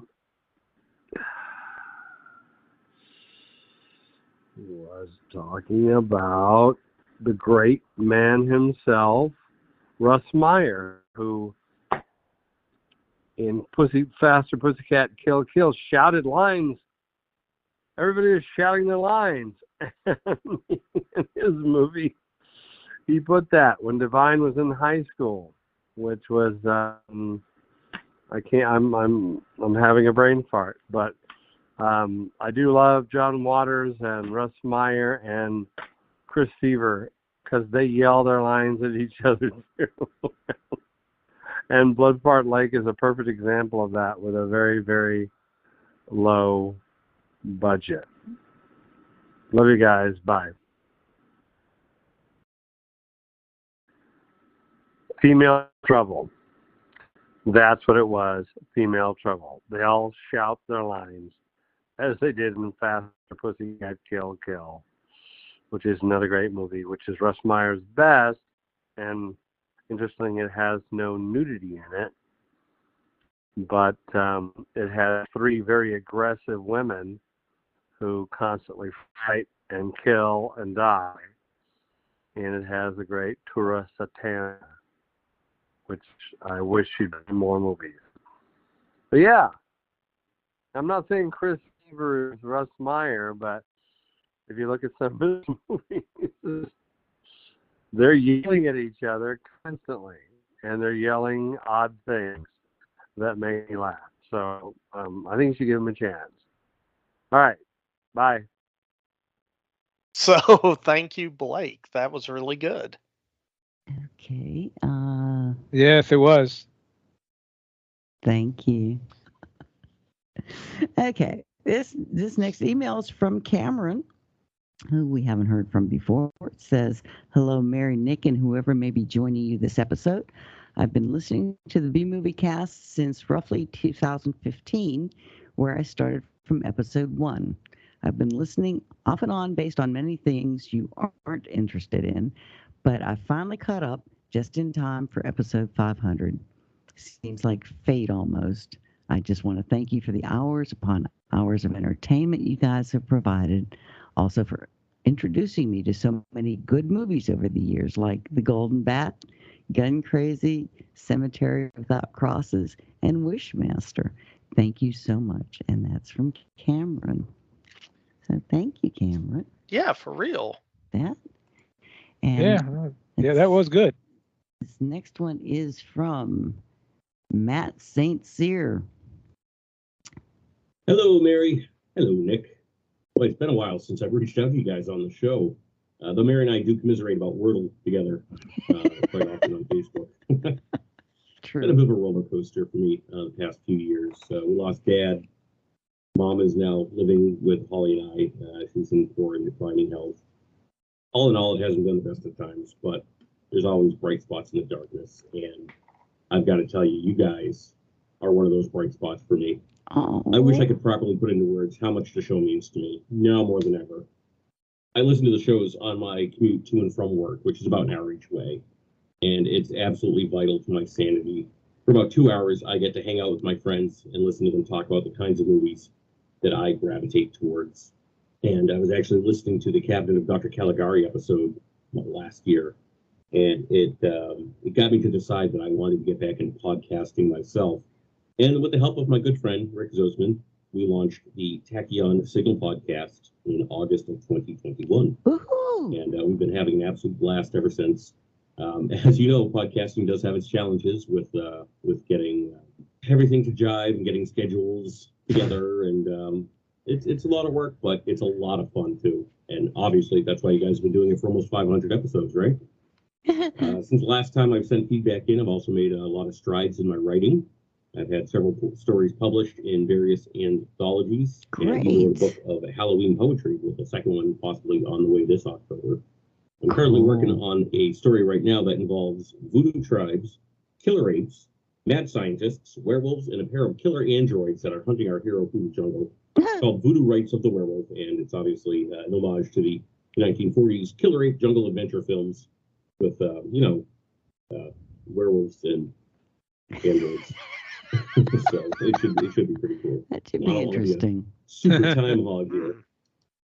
Super time hog. That sounds like a really weird superhero. Anyway, I just wanted to check in and tell you guys that you are the best. Onward to 500. See you at the movies. Thank you, Matt. That was Yeah. nice. Yeah. Yeah, that was good. Yeah. Uh-huh. Okay. Let's see. This next one is an email from Paul Ruby. He says, "Now that you did Xanadu, why don't you revisit Manos or one of its sequels for Nick's pleasure?" Manos: The Search for Valley Lodge 2010, Manos: The Rise of Torgo 2013, and Manos Returns in 2018. I might do that just to torture Nick.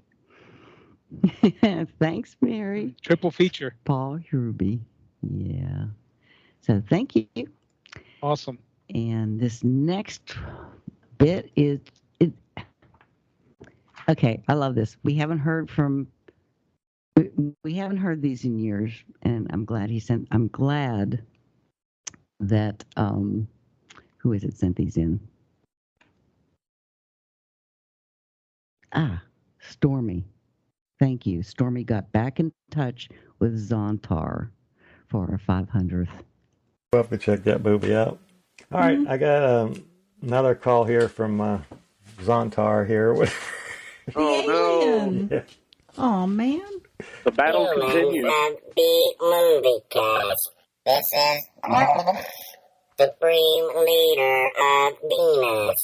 We come in peace to retract our previous ultimatum. Our scholars have been searching through the vast archives of your podcast in search of the mythical episode number 74. which you have claimed to be a review of Xantar, the Thing from Venus. We have at last found this, episode 74. After great labors and difficulty, oddly, we found it to be right next to episode 73. We do not understand your methods of cataloging. They should be arranged in order of importance. Xantar should be the first in line, with other John Agar movies right behind. We have studied and analyzed episode 74, Xantar, the Thing from Venus, and found it to be acceptable.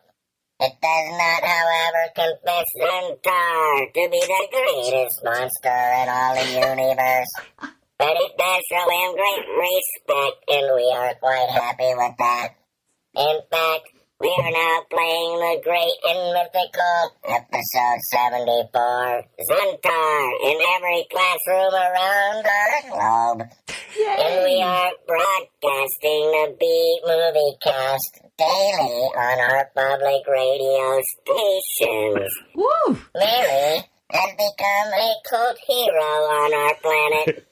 If you do not mind sending me an autographed photograph of Mary, I would much appreciate it.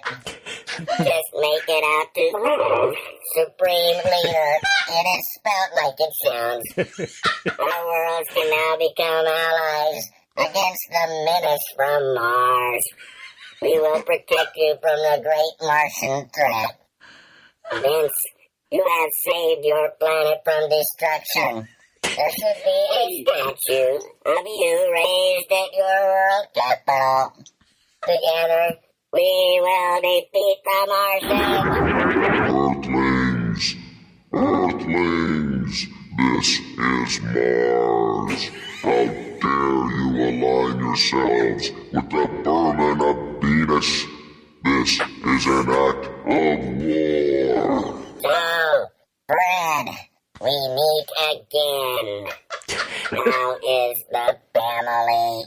Well, his feet have been swelling up again, but other than that... Mike, don't change the subject. Why are you interfering with the Earthlings? We are now the protectors of the human species. So please, go away. No, we will not go away. Humans of the B-Movie Cast, you are personally responsible for the imminent annihilation of your world.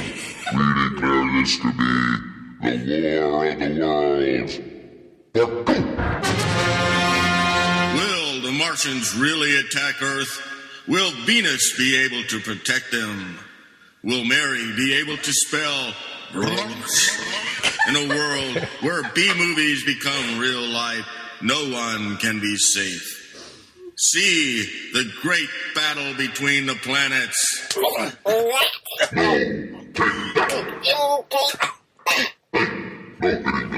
See the action. The adventure. Suspense.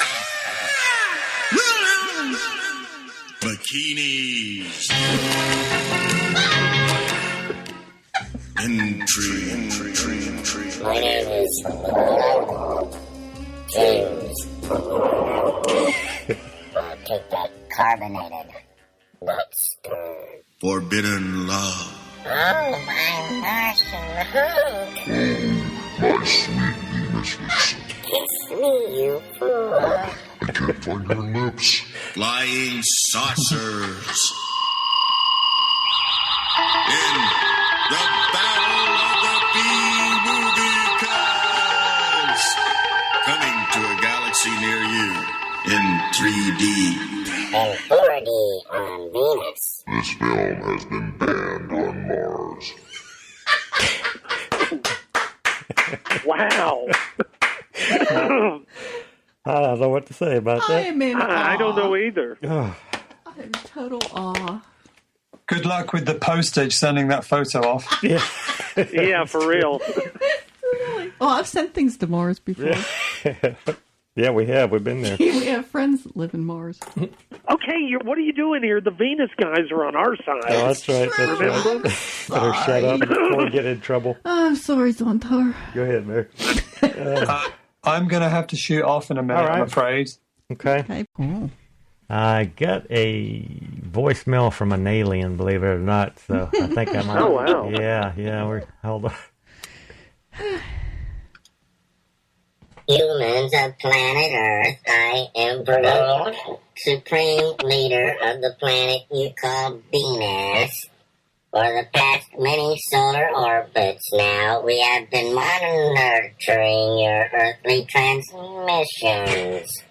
We have observed your propensity for war and violence, your disregard for the maintenance and stewardship over your environment. Frankly, we don't care. What we do care about are what you call B-movies, especially the early funny ones. In order to fully appreciate this art form, we have been monitoring your podcast. We are especially fond of Mary and advise her to keep a close eye on the 2 male members of the B-movie cast. What we do not understand, however, is the strange humor of the one called Nick and his obsession with bikinis. It does not compute with us. If you were to observe the females of our species, you would understand that they would not look good in these bikinis, of which Nick so often speaks of. As a matter of fact, they are quite repulsive. It is a wonder that we even reproduce at all. If it were not for our interchangeable reproductive organs, we would have died out long ago. But I digress. For all these solar cycles, we have observed the human race and have made it our strict policy not to interfere with your politics. However, recently, we have been noticing one thing that has been angering us greatly. It has frustrated us to the point that we feel we must now intervene with your world and set matters straight. Oh, no. What has been putting us up is this false and ridiculous fanaticism you have with this personage you call Godzilla. Quite frankly, Godzilla is how do you humans say, a wimp. Godzilla is not the greatest monster. Zontar of Venus is a far superior monster to the inferior Godzilla. Zontar could easily kick Godzilla's flatulator with one tentacle tied behind his back. In fact, Zontar, The Thing from Venus, is the greatest movie ever made in all the universe.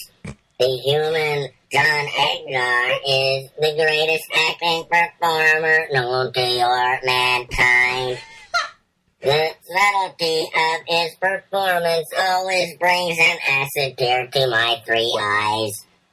It angers us that you have not yet reviewed Zontar on your program.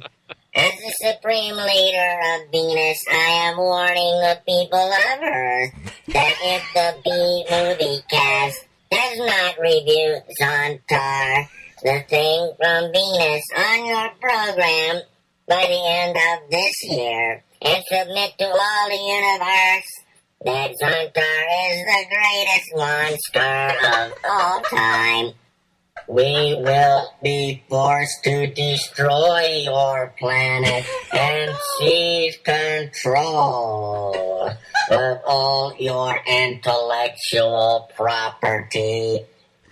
This includes your sissy monster, Godzilla. You have been warned.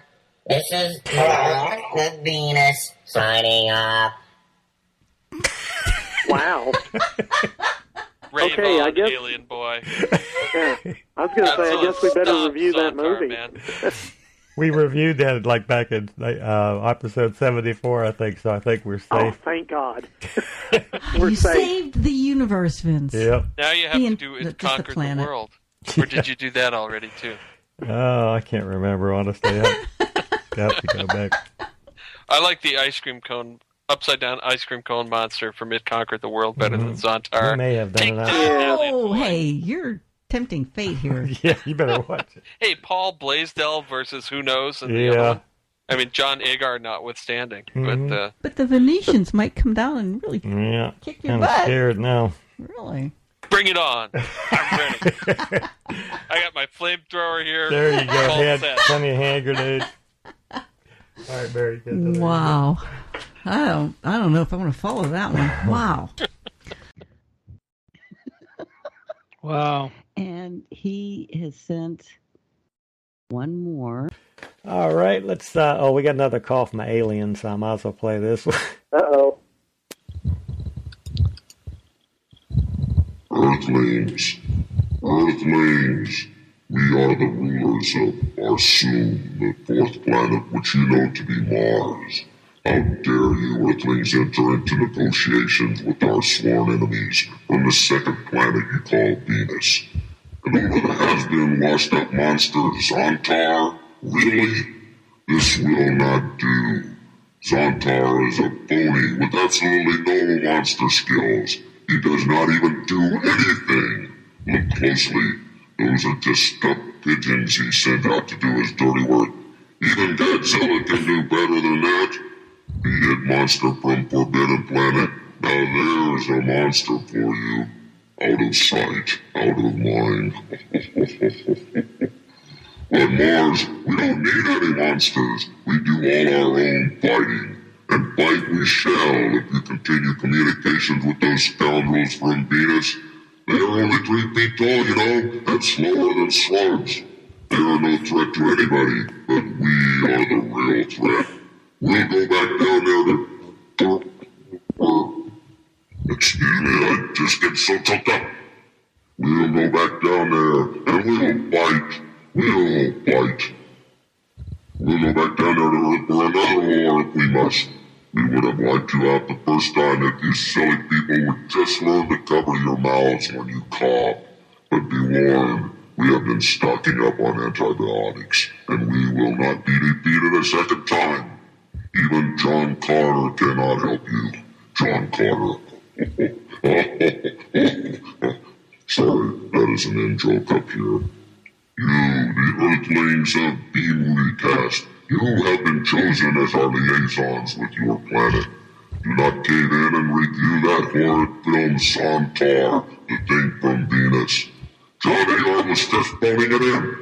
The whole thing makes Plan 9 look like Gone with the Wind. Oh, Nick, we totally get you, man. The bikini thing, we're totally into it. All our women wear bikinis.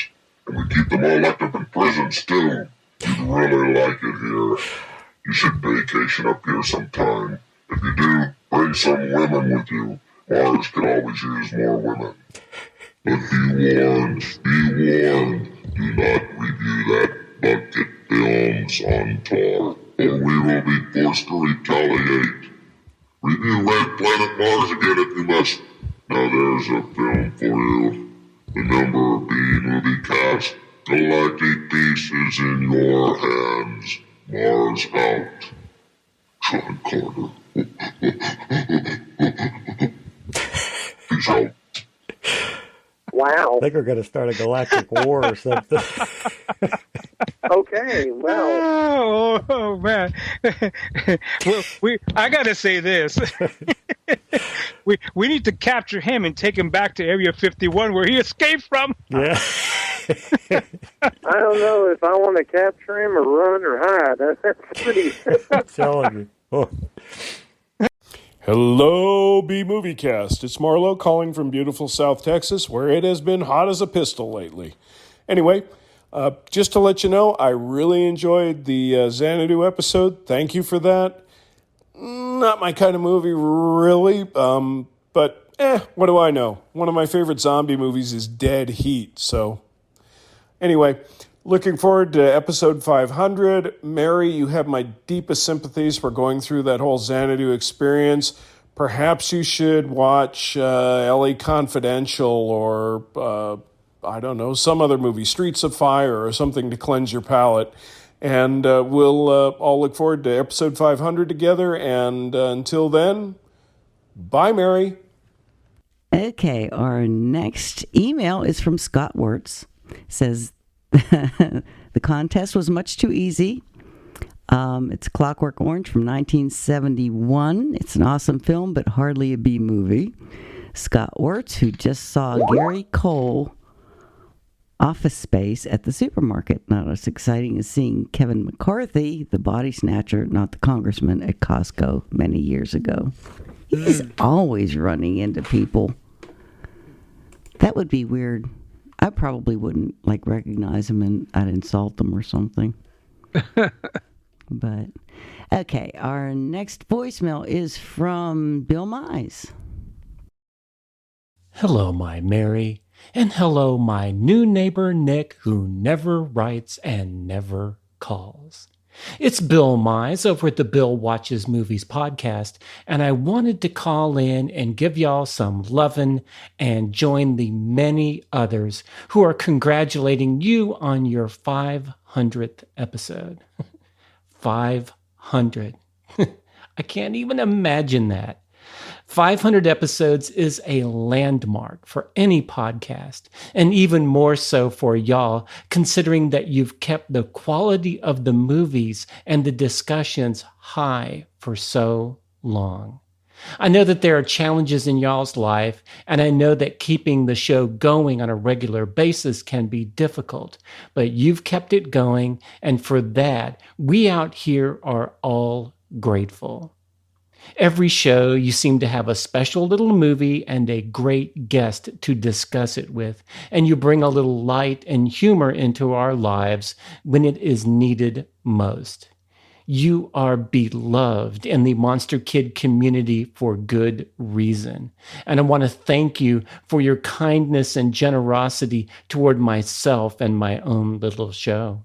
I know that some of my own listeners have discovered me due to your show, and I am grateful, and I hope that I've sent some listeners in your direction as well. I wish you both the best, and I hope to be giving you another congratulatory message when you hit episode 1000. I look forward to the next 500 shows, and please let me know if I can help or be of any assistance. Take care. I love you both, and God bless. We'll see you later. Aww. Well, yeah, that was really Bill. cool. That was really sweet. Yeah, it was. Yeah, I haven't heard him in a while there, Bill. I know. Great voicemail, yeah. I know. We have to get him on as a co-host soon. Yeah, for real. Yep. He also sent a little bit of email. He says, hello, my Mary. I don't know if y'all are getting soft in your old age, but this show's contest was pretty easy. It's from 1971's Clockwork Orange. Come on now. I hope all is well with you and you're feeling better, got the car you wanted, and are feeling appropriate amount of guilt for not making the Monster Bash this year. Yes, I am feeling, guilt. Yep. And that's from Bill Mize. His award-winning podcast is Bill Watches Movies. It's been described as the love child between MST3K and Old Time Radio. Available wherever fine podcasts are followed. Awesome. Just go to his website, billmakespodcasts.com. Okay, and this next one is from Flint. It says, Dear B-Movie cast of characters, my best friend, the manliest man who ever manned, bought Xanadu and sent it to me a few months ago. It is one of his favorite movies, and he said I had been missing out since I was a teenager. It was my first time, and Olivia Newton-John made sweet love to me on roller skates. I've read negative reviews about this movie. I have in-laws who don't like it. I even have my own heavenly wife doesn't like it. What are these people not smoking? How could this movie not make anyone feel good to be alive? Some people see a movie and say, well, that's 90 minutes of my life I'll never get back. As for me, I'd walk right up to God in heaven and say, have you seen Xanadu? That's a rhetorical question because you're omniscient, but this is 90 minutes of my life I want to keep. I had no idea how much I was going to love Xanadu, but wow, I do. In essence, it's a magical amalgamation of the 1940s and the 1980s and eternity, all wrapped up in the immeasurable cuteness and sexiness and beauty and true talent of Olivia Newton-John. The makers of this movie knew what they had, the perfect, talented specimen of a woman which they could build an entire musical fantasy around. Or it might have been vice versa. Same fun result, however you put it. She's perfect for the movie is perfect for her. The music of Jeff Lynne's Electric Light Orchestra is also perfection, and the name of the band never went so well with the movie. The movie is literally filled with electricity and light. Olivia Newton-John's song Magic, which I've heard 1,000 times, has always been a beloved song for me. Since the first time I heard it, it wrapped itself around me like a smooth ether and levitated me with every listen. After finally experiencing it in this movie the way it was meant to be, I love it exponentially more. In essence, this movie is a motion picture musical. Song after song, costume after costume, dance after special effect after special effect, until it becomes one glistening, shimmering beam of magical 1980s light that shot right through my face and made me feel better than most movies do. For that, I'm absolutely in love with Xanadu. Whew. Besides being one of my wife's Hollywood crushes, Gene Kelly is a legend in and of himself. He needs no introduction. But damn, that man is charming and smooth and handsome and cool and has left his own dancing shoe print upon history. That winning smile and that effervescent spirit of his are infectious. He shined in every scene. As he sang and danced and smiled, I felt his history flowing through my mind. All those wonderful, unforgettable moments from his classic career. I smiled wide and got a tad misty-eyed, remembering how awesome he was. In his way, Gene Kelly made the world a wonderful place. How special to have this film be the last movie he ever made. In its way, Xanadu is also a tribute to him. What I love most about Xanadu is that it expresses how I feel about women. The songs, the music, the sounds, the dance, the special effects, and the heavenly countenance of Olivia Newton-John is a perfect, whimsical, artistic expression of the vision of women coming through my eyes. All of the good and the innocence and the intelligence and the power and the beauty and the mystery and the fun and the love and the spirit that is the center of my passion for my own blessed wife. Oh! The way this film acquiesces to the talent and beauty of Olivia Newton-John makes me feel like I'm looking at a musical video starring Eve herself. Xanadu is all wonder and magic. It's the mystical, ethereal, cosmic, infinite light of love circling God's gift to women, here in the beauteous visage of Olivia Newton-John. If I had ever seen this movie when it came out, I would have never stopped watching it. I can't believe I survived puberty and teenaged through the 80s without seeing it. For the effect this film has on me, my personal time-traveling, retro musical, magical, Greek mythological, 1940s, 1980s, exponentially super warm and fuzzy, ultramondo happiness experience from watching it, I give Xanadu a 10 because I don't think I could possibly enjoy it any more than I actually do. Those naysayers who can't embrace the cheesy, sexy, gloriously optimistic, wonderful 1980s power of Xanadu need a sparkling magic enema. Be a Xanadu, not a Xanadote. I smiled so much during this movie, I probably left a grin print in the air after I walked away. Peace, love, and Elkie Summer, Flint from Wichita. Thank you, Flint. And let's see. This next one is from John Schwartz. He sent it to Juan.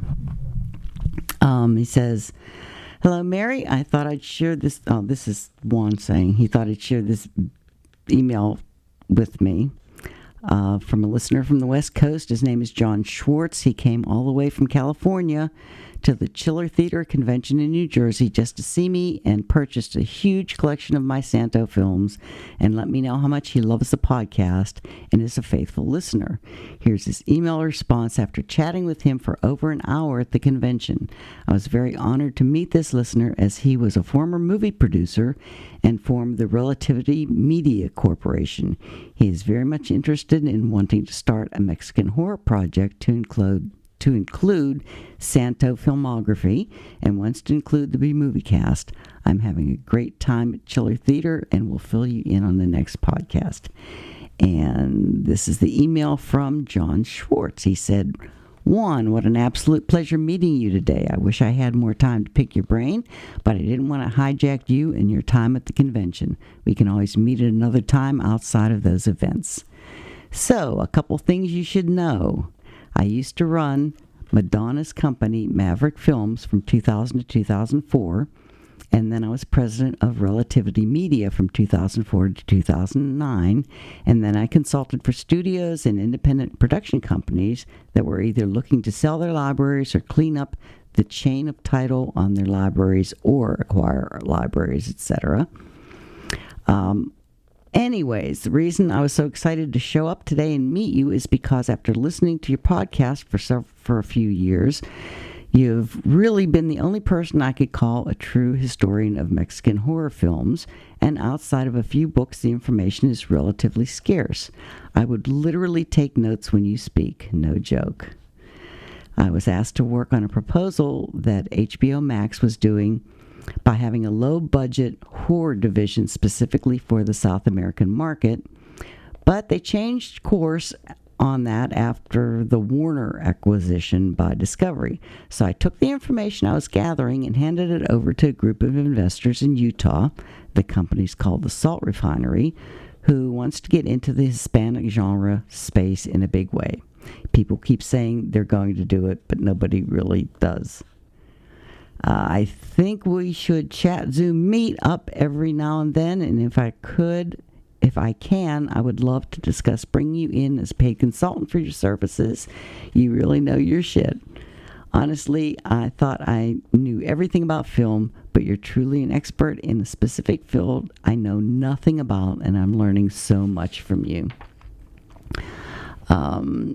I'm excited to watch the batch of Santo films I got today. Hope you had a fruitful and productive convention. Stay in touch, and we'll talk soon. All my best, Jonathan." Well, guys, who would have thought it? 500 episodes. That's quite an achievement on any front, but on podcasting, it's really amazing. So well done. Vince will be very, very proud.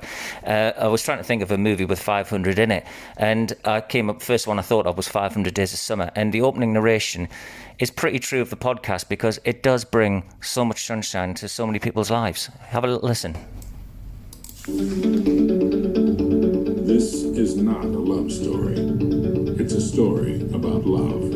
That is so right, because it's a story of the love of movies, the love for Vince, the love for Mary, the love for Nick, love for Juan, and just the great group that you've built up. I mean, I've got some favourite episodes down the line. I love the Solaris one and the Alien one and what have you.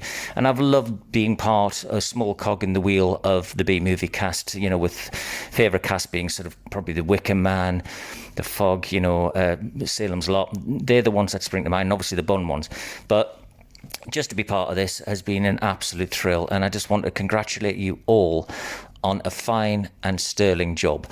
I've actually been racking my brains, and I think that the movie that you'll have for 500, could be wrong, could well be this one. Hi there, my little droogies. The evening's the great time, isn't it, Alex Barney? So, yeah, Clockwork Orange, that's the movie I always think of when I think of Vince. So, maybe right, maybe wrong, but hey, you know, the B-movie cast is eclectic to say the least, so, you know, I'm sure it'll be fun no matter what movie it is. Congratulations, guys, and here's to 500 more. You all take care. Cheers now. Bye-bye. Wow, that was awesome. Yeah, he guessed it. I mean, he hit it right on the nose. Really, he is the only one that guessed the movie correctly. Wow, man! And for that, Mark's getting a special gift. Okay, for being the only one that guessed it, and it's going to be hand delivered by Nick to England. Wow, that is cool. In the next few weeks, so yes, that's awesome, man. My congratulations to Mark. Hey, Mark, yeah, you know you're awesome, brother. Okay, I know. One of these days, I'm gonna get to see you again. You know, whether it's here in the States or if I ever make that trip over to England, man, I definitely want to see you, brother. Okay, so thank you for calling in and giving us the congrats on 500. Yeah. Yay, we did it. We did it. We got the 500. Yes. Thank you, thank you, thank you. Yes, thank you, Mark, and thank you, everybody. Yes, thank you. The entire all the voicemails, the MP3s. I mean, it was really, really nice that everybody, Richard from Wichita, everybody, Paul the mailman, the voicemails from Blake McCurdy, Matt Sage Sear, Bill Mice, everybody. I want to take this opportunity to thank everybody for participating in our 500 episode. But we would love for you to continue to participate in all the episodes if you can, not just every 100. But I mean, in between, you know, halfway, you know, a quarter of the way, please do call in. Please leave feedback. Please send emails because it means a lot to us. You're our family. It means a lot to Mary, a lot to Nick, and a lot to myself. Yeah. You know, how we continue to keep the spirit of Vince Rotolo alive. Yes. Yes, thank you. And thank you also the people that Nick recorded during the Monster Bash. Oh, okay. Yes, absolutely. Yeah. Can't forget those guys. Yeah, they were instrumental there. I want to thank them too. Yeah. Yeah. You know, too bad we couldn't make it. Yeah. But I am kind of like, you know, Mary, you and I, we were not there, but, you know, in spirit, maybe we were there. But hopefully, maybe they'll be next year. Yep. Yep. And hopefully, if Vince is listening, I didn't destroy this episode too badly. Okay. He won't be screaming at you. Don't worry about it, Mary. Okay. He's happy. He's happy. He's really happy. And you know, awesome job. You know, Nick again. He did a great plot summary on the Clockwork Orange, and I'm sure that Mark Maulston will be happy to hear this episode. Yes. Yes. Wow, that's the end of episode 500, and I'm sad, but so happy to hear from everybody, and thank you guys. Thank you so much. Yeah, for real, guys. Thank you all so much. All the voice. Awesome. Yeah, it was awesome. All the voicemails, the emails, the MP3s. We really appreciate it. I know. Absolutely, yes. And you made me cry, so, And it made her cry more than Xanadu. Yes, it did. Truth. All right, guys. Well, gotta take go. care. Talk to you later. Bye. Bye. Bye. Adios, Mafia. Well, they've gone. For good, John? No, just for now. It wasn't the right time for us to meet. But there'll be other nights, other stars for us to watch. I'll be back.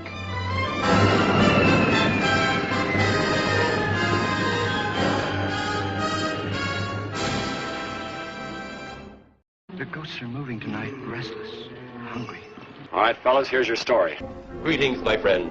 We are all interested in the future, for that is where you and I are going to spend the rest of our lives. And we cannot keep this a secret any longer. Wait, Captain. I have found evidence of intelligent beings on this planet. Look to the skies, it's the B-Movie Cookbook. Menus inspired by 15 of your favorite B-movies from the 1950s, with teenage werewolves, blobs, and enough cheese for everyone.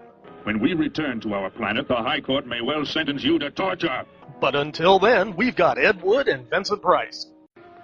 There'll be food and drink and ghosts, and perhaps even a few murders. You're all invited. So impress your friends with dinner and a movie with the B-Movie Cookbook. We've got you covered. Get your copy today at bmoviecookbook.com. That's bmoviecookbook.com. Let me see that book. I am interested to see what sways your mind so heavily. Sure thing, just visit bmoviecookbook.com. Anybody around here want some coffee?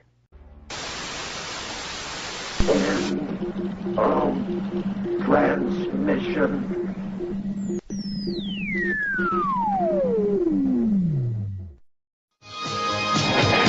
The good guys always win, even in the 80s.